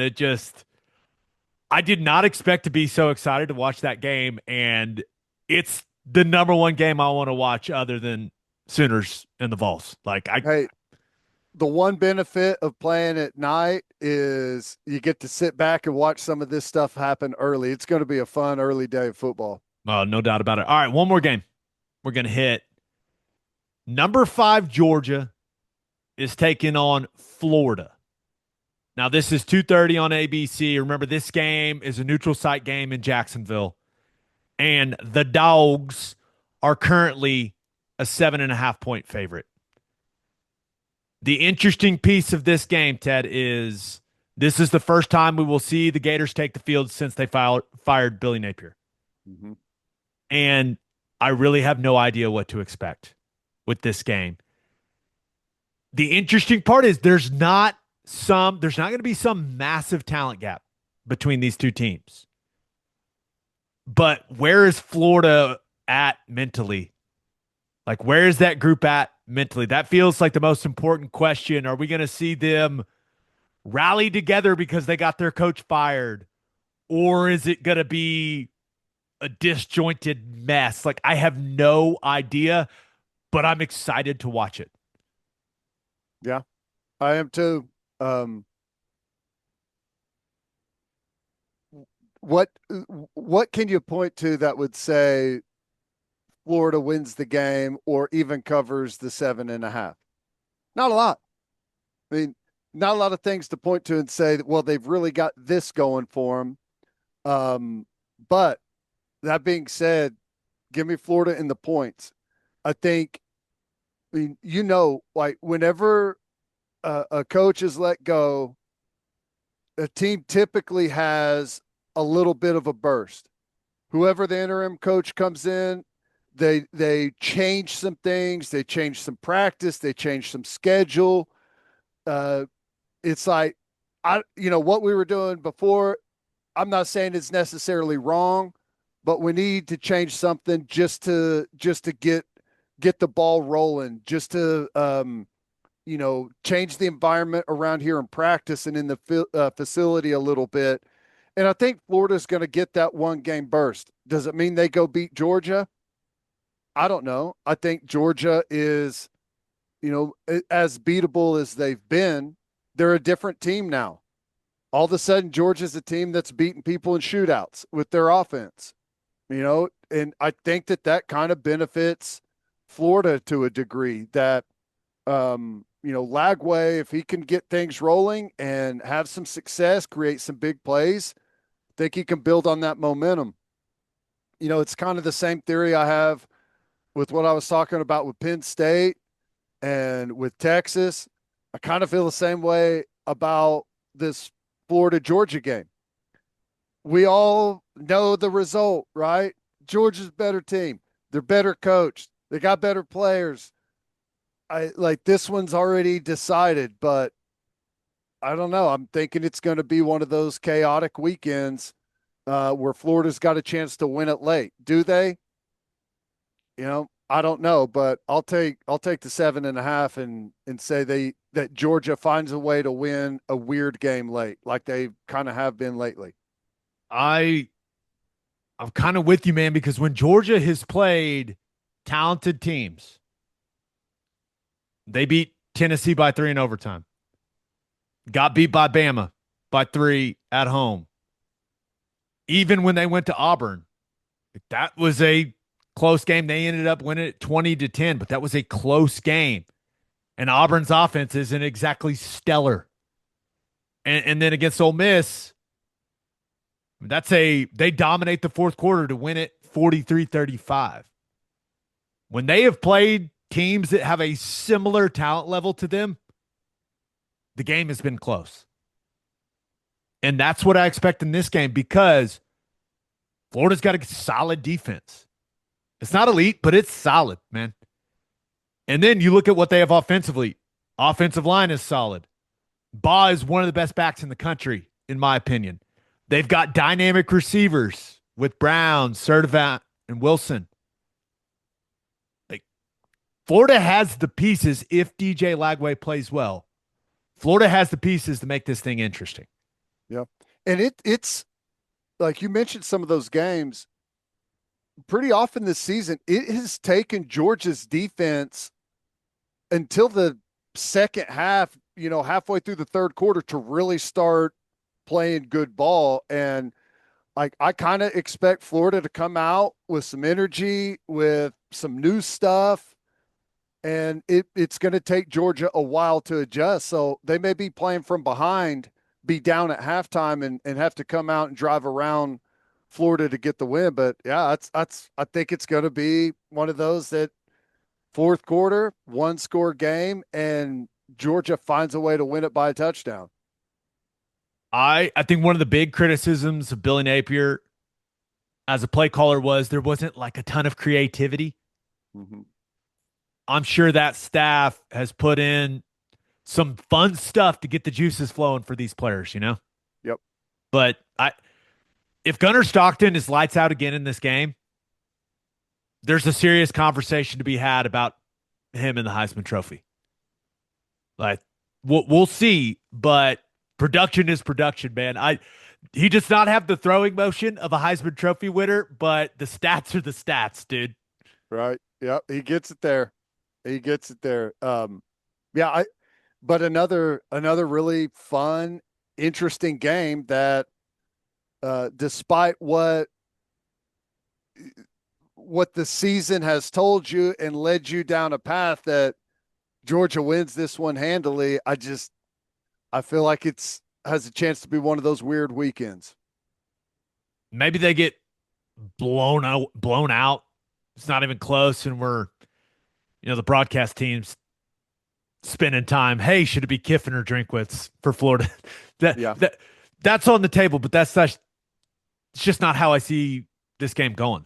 Yeah, it does feel like Florida needs to have some good early success, or when you've got a chaotic season, you've lost your coach, you've dropped a bunch of games, like if you struggle early, you, this doesn't feel like a team in a situation that comes roaring back late. It feels like if they absorb your initial energy and what you're throwing at them, that's going to be a little bit different. If they absorb that and you don't have much success, like kind of throw their hands up a little bit. But I don't know. Going to be fun. All right, let's finish up with our winners and losers of the week. But first, if you're looking for tickets to OU's next game, SeatGeek is where y'all need to go. SeatGeek is the official ticket marketplace of the Oklahoma Sooners. So all Sooners tickets on SeatGeek are authentic and secure, and every ticket is backed by their buyer guarantee. So go to SeatGeek.com or download the SeatGeek app and use our code BREAKDOWN10 for 10% off any tickets. With over 35 million downloads, SeatGeek is the #1 rated ticketing app. There are more than 70,000 events listed on SeatGeek, including concerts, sports festivals, and more. The app is extremely easy to use, and SeatGeek has your back. Each ticket is rated on a scale of 1 to 10, so you know you're getting a good deal. So look for the green dots. Green means good, red means bad. And remember, you can use code BREAKDOWN10 for 10% off your next set of tickets at SeatGeek. That's 10% off any tickets with promo code BREAKDOWN10. Make sure you click the link in the description to download the app and have the code automatically added to your account so you can use it later. Thanks, SeatGeek. This episode is brought to you by Prize Picks. Download the Prize Picks app today and use code OKBreakdown to get $50 in lineups after you play your first $5 lineup. We all make decisions every day, but on Prize Picks, being right can get you paid. And it's so simple to play. Just pick more or less on 2 to 6 player stat projections. If you get your picks right, you could cash in. Prize Picks is also the best way to get action on sports in more than 40 states, and they put their users first. All withdrawals are fast, safe, and secure, and they also offer injury reboots. If one of your players leaves the game in the first half and doesn't return, Prize Picks won't count it as a loss. Prize Picks is the best way to win cash this football season. Make your picks in less than 60 seconds and turn your takes into cash all season long on Prize Picks. Join millions of users and sign up today. Download the Prize Picks app and use code OKBreakdown to get $50 in lineups after you play your first $5 lineup. That's code OKBreakdown to get $50 in lineups after you play your first $5 lineup. Prize Picks. It's good to be right. As always, Ted, kicks off. Who do you have as your winner of the week? I got to go with the World Series, just like we thought, right? 2-2, epic battle going on. We had the 18-inning game on Monday that I will pat myself on the back. I made it through 14 innings. Okay? Really? Yeah.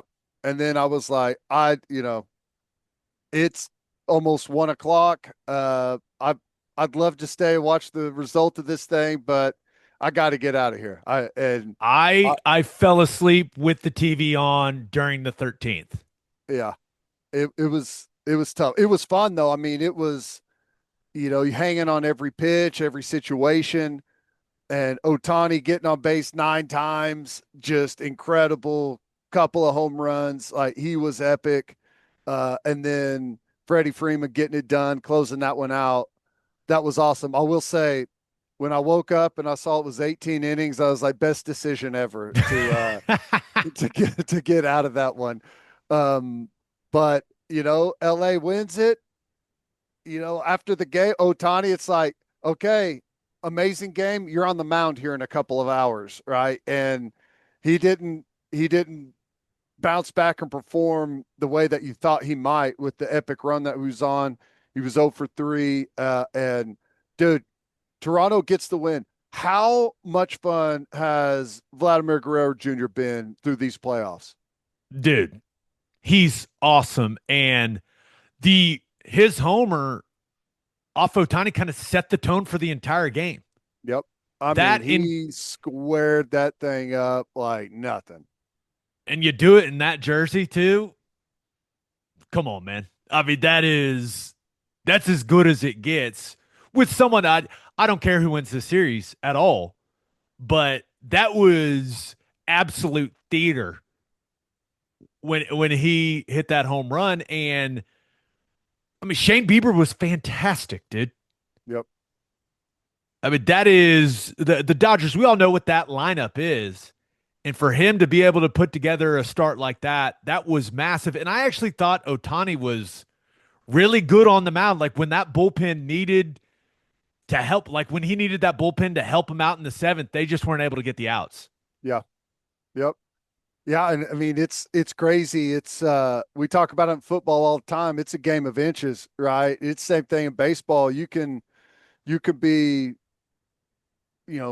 dialing it up on the mound, locked in, doing a really good job, getting the defensive support that you need, but just one pitch can change everything. And it felt like that like you said, that one that got away from Vlad was kind of told the story, but just another fantastic baseball game. I came in thinking, well, it's been fun with Toronto, but as good as LA has been, I just, can they hang around with them? They're hanging around, and this has turned into a must-watch series. It's been awesome. Yeah, I can't wait for Game 5 tonight. Who do we have on the mound? You Savage and Snell. Okay. The pitching in this series it's not a coincidence that these are the two teams in the World Series, but all the pressure on the Dodgers tonight. Yeah, it is. I mean, that's kind of where you found yourself. The Blue Jays win the first one and LA gets the second. It's like, okay, you're not going to get the sweep, but you did what you wanted to. You got one on the road, and now you're going to be able to go home and really lean on them and put the pressure on them. But it's kind of been the reverse, right? Now all of a sudden, pressure big time on LA in this one. We'll see how they respond, man. It's, again, for me so far, just to see some of the epic performances, it's been one of my favorite World Series that I can remember. Yeah, we just want to be entertained, man. And this has been extremely entertaining.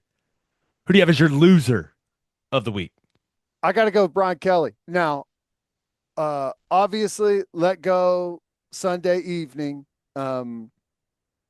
Like a lot of people were talking about it, and you thought something might happen, but it stretched into Sunday evening, and it's like, okay, well, maybe he's just gonna, get rid of a coordinator or make some type of changes, but he gets let go, and the drama around this one has been wild, right? Like Brian Kelly, as soon as the announcement was made, here comes everyone out of the woodwork with their stories about what a jerk Brian Kelly is to play for and to coach for and to be around, and all of the skeletons in the closet start to get revisited and all that stuff. It's I don't know what's going to happen, and maybe there's been a resolution here that I haven't seen yet, but the rumor that they're going to, perhaps,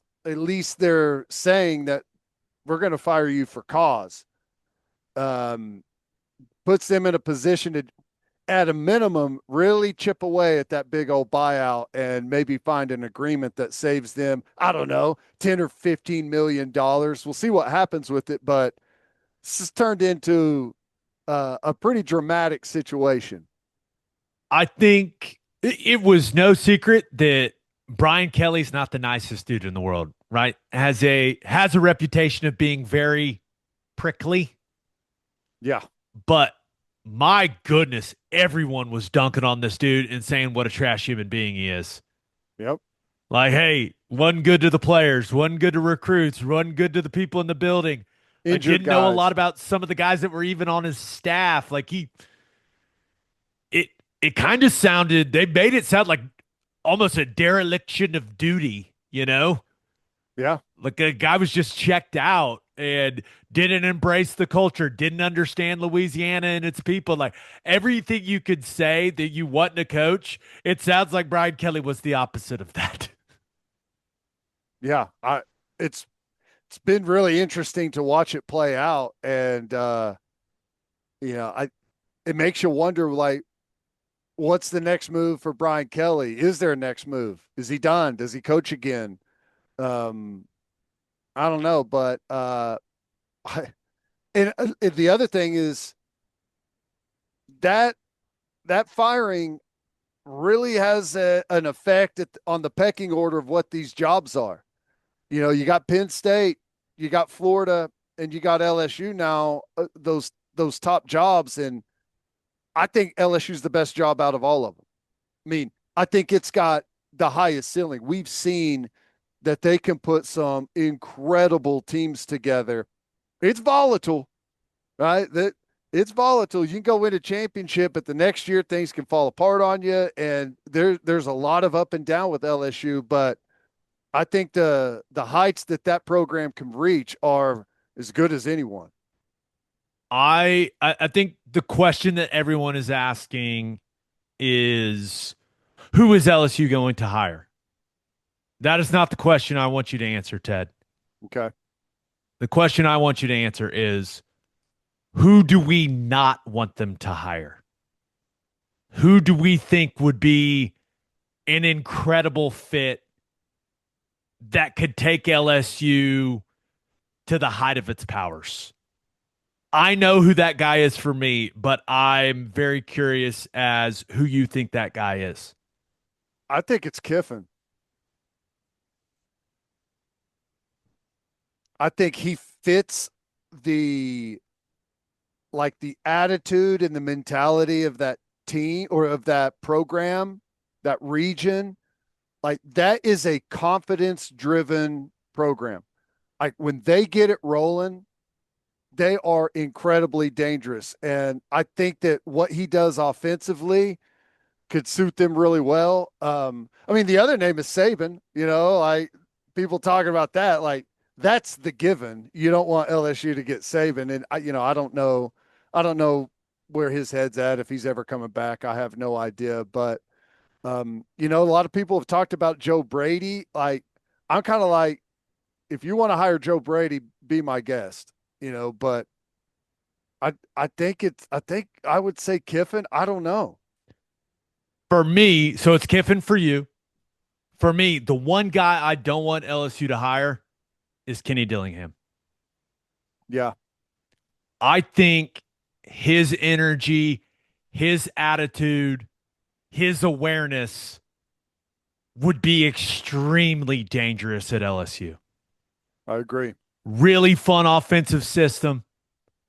Very quarterback friendly. You've seen what he's done with Sam Leavitt there at Arizona State. If you give that guy an elite roster, I think he would absolutely crush it at LSU. I want him nowhere near that job. I agree with you. I know he's an Arizona State guy. I know he's an alum. I know he's like, hey, I'm home. But please, LSU, do not hire that man as your next football coach, because I think he would absolutely crush it. And that's not good for Oklahoma football. I need them to mess this hire up, Ted. And I do not want LSU having Kenny Dillingham and all his motivational quotes and all his great press conferences and how great of a recruiter I think he would be there. Like, we don't need that. The fan base would love him. I don't need that. I do not hire Kenny Dillingham, LSU. Do not do it, please. This is my only negative about Dillingham taking that job, and it's a bad one, but he's too likable. They have never really had success with a likable. Well, I can't even remember them hiring a likable guy, honestly. That's why I'm terrified if they do. I just, it seems like perfect, but I wonder how he fits the the makeup of that fan base and that program. But I'm with you. I think Kenny Dillingham, given an opportunity at a place with a lot of resources, because you've heard him. He's been asked about it a lot at Arizona State. And he's said all the right things in response to it. But, given the resources and how good of a coach he is, what his offenses do, I'm with you. He would be a very dangerous hire. Don't do it, LSU.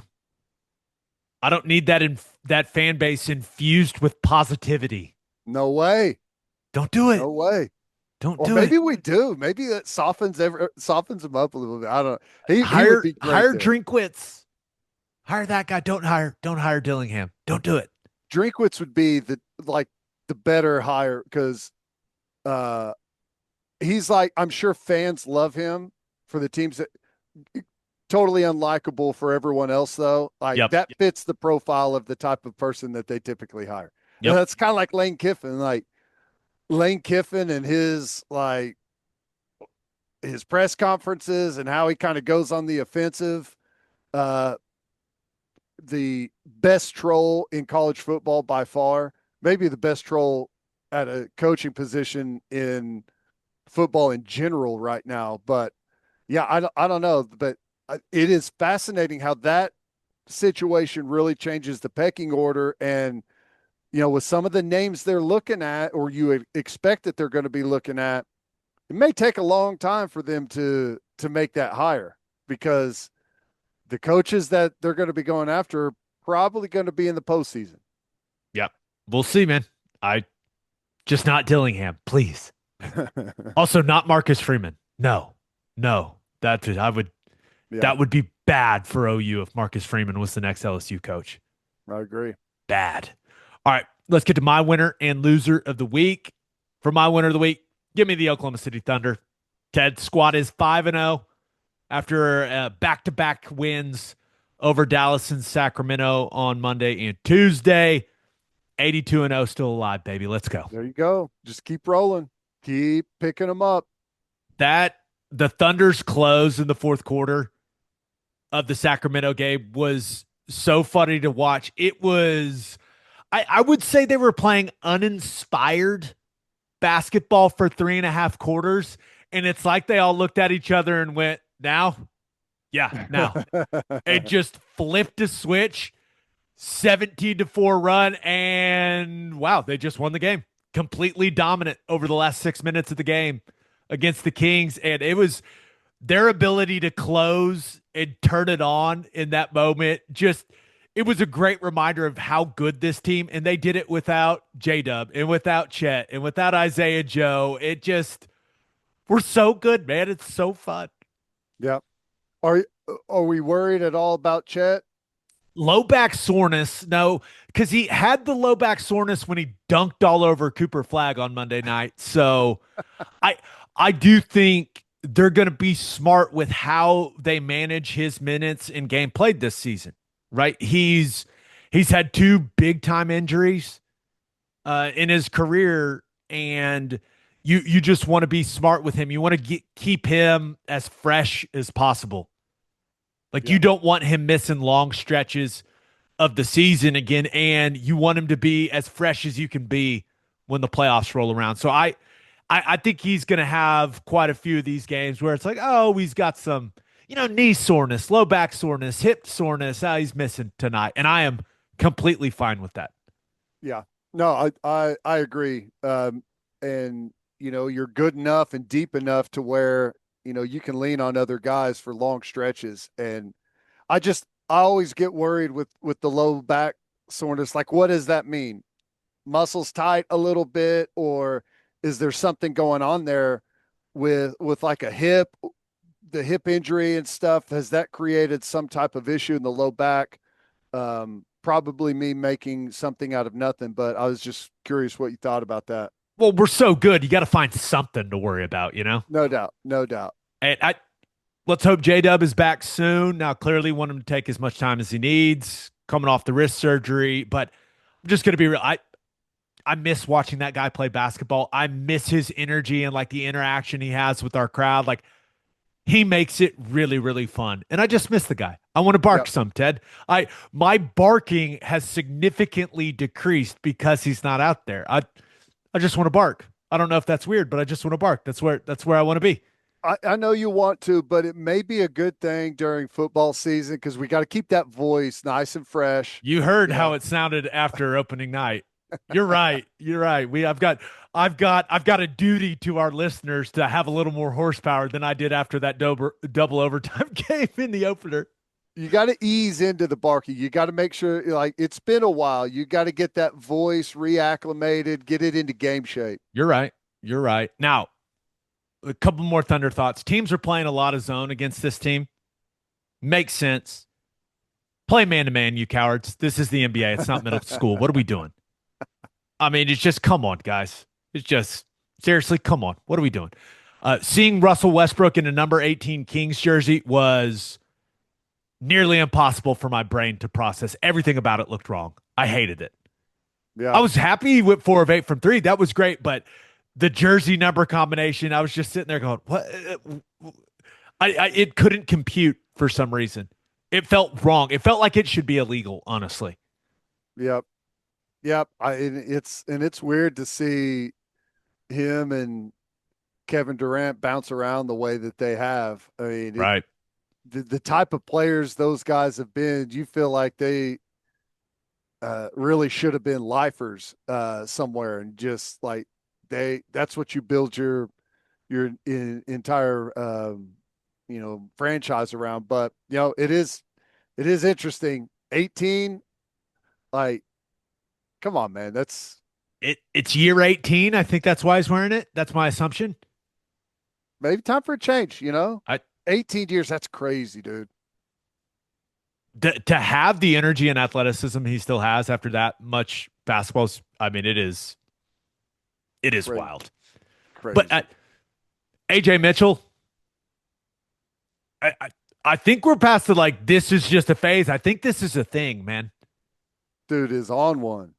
He's averaging 18 points a game for this team. Now, when this entire roster is available, Chet, J-Dub, Isaiah Joe, like, his shot volume is going to go down. There's no doubt. But I think everyone that has watched this team through 5 games, like, he's a player, dude. And we got him late in the second round of the draft. Like, the guy can play. He will be playing big time minutes in the playoffs. Key sequences in the playoffs. And it feels like he's just going to continue to get better. It's awesome. It's crazy. I mean, the depth that they continue to develop and be able to lean on as guys are in and out of the lineup throughout the season is rare, to say the least. Last thing. My dad had his knee replaced on Tuesday. Okay. Watched the last couple minutes of the fourth quarter at the hospital with him as he was recovering. And you had the Dort 3 that gave us the lead. You had the Hartenstein kind of almost dunk. You had Caruso and SGA hitting the 3s late. And my assumption is that the way that my dad and I reacted to those situations woke everyone in that hospital up that was asleep. It was actually really fun. I was wondering if you heard a bunch of yells and hooping and hollering down the hallway or anything, but we wouldn't have heard it over our yelling. So, it is what it is. But that was just, it was a lot of fun. So that's good. But my apologies to anyone that maybe was dozing off and got woken up by the Ikard men yelling at the top of our lungs. My loser of the week. Ted, I think some of these college athletes, man, they had downloaded some of those betting apps. They were probably getting ready to fire off some 5-leg, 10-leg parlays, and not so fast. So, reminder, the NCAA announced that they were going to allow athletes and athletic department staff members to bet on professional sports starting on November 1st. Well, Greg Sankey sent a letter to Charlie Baker in the NCAA a few days ago saying, hey, could you not do that? And basically they said, quote, this policy change represents a major step in the wrong direction. The D1 Council quickly voted to delay implementing that new rule until November 22nd. Bought themselves a little more time to talk about it, Ted. I'm torn on this, man. What do you think about this whole letting college athletes bet on pro sports thing? Um, it's tough. I I typically on almost anything would say uh you're free to do what you want as an individual. Doesn't mean that because I say you're free to do what you want that I think it's good, and I definitely don't think it's good. Uh, the timing of it specifically, right, with some of the stuff that you've got going on in the NBA, and uh, I don't know what the general public thoughts are. Maybe it's something that people don't even think about or care about, but like ultimately, what you want is uh, to make sure that what you get on the playing field, whatever sport it is on the up and up, and there's no shenanigans going on. And you know, I know it's pro sports and they can't bet on college sports, but it still gets you into that world. And I just don't know. I don't know how good of an idea that is. And that's kind of how Sankey framed it in his letter. Here's the quote. Even when the wagers are placed on professional sports, the simple act of participating in gambling normalizes behavior, blurs boundaries, and erodes judgment.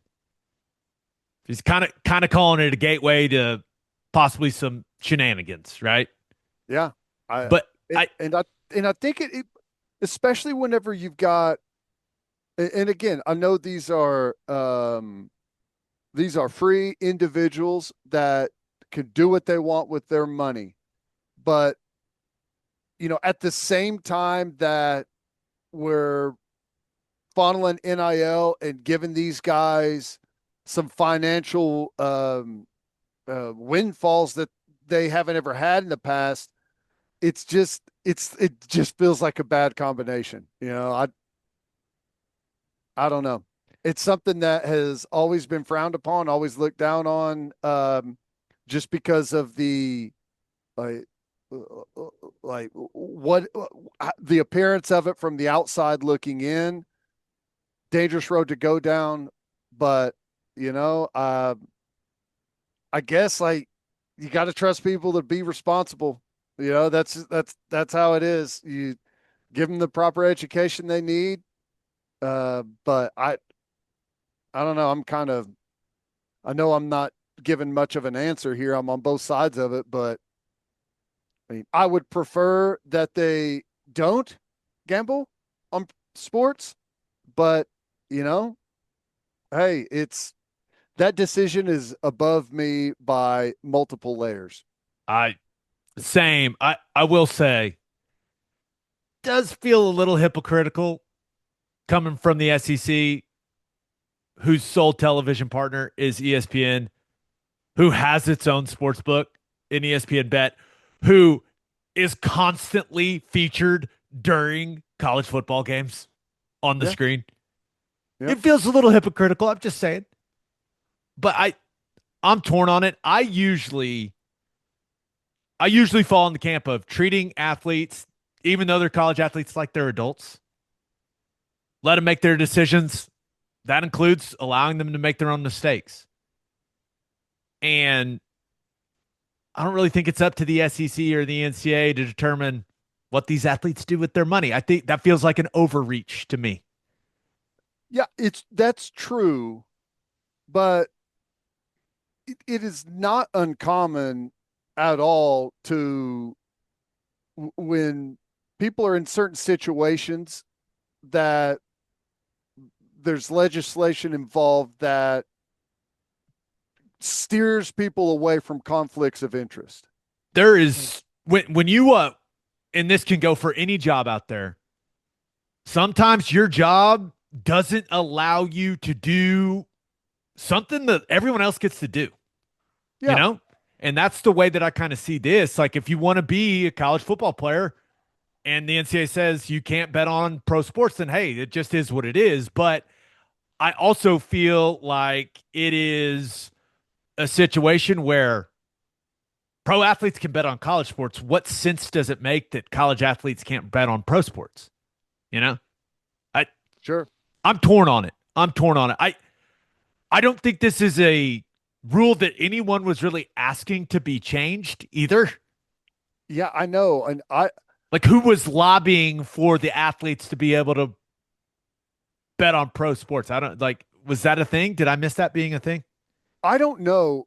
I'm wondering if it came up with any of the Iowa State lawsuit stuff. Right. I'm wondering if it arrives out of lawsuits that you can't tell them they can't bet on professional sports. They have no involvement whatsoever with any of the goings on in that sport. So I wonder if it arises from that. I mean, that would be my guess. So I think we both fall in the category of we'd prefer this rule not change.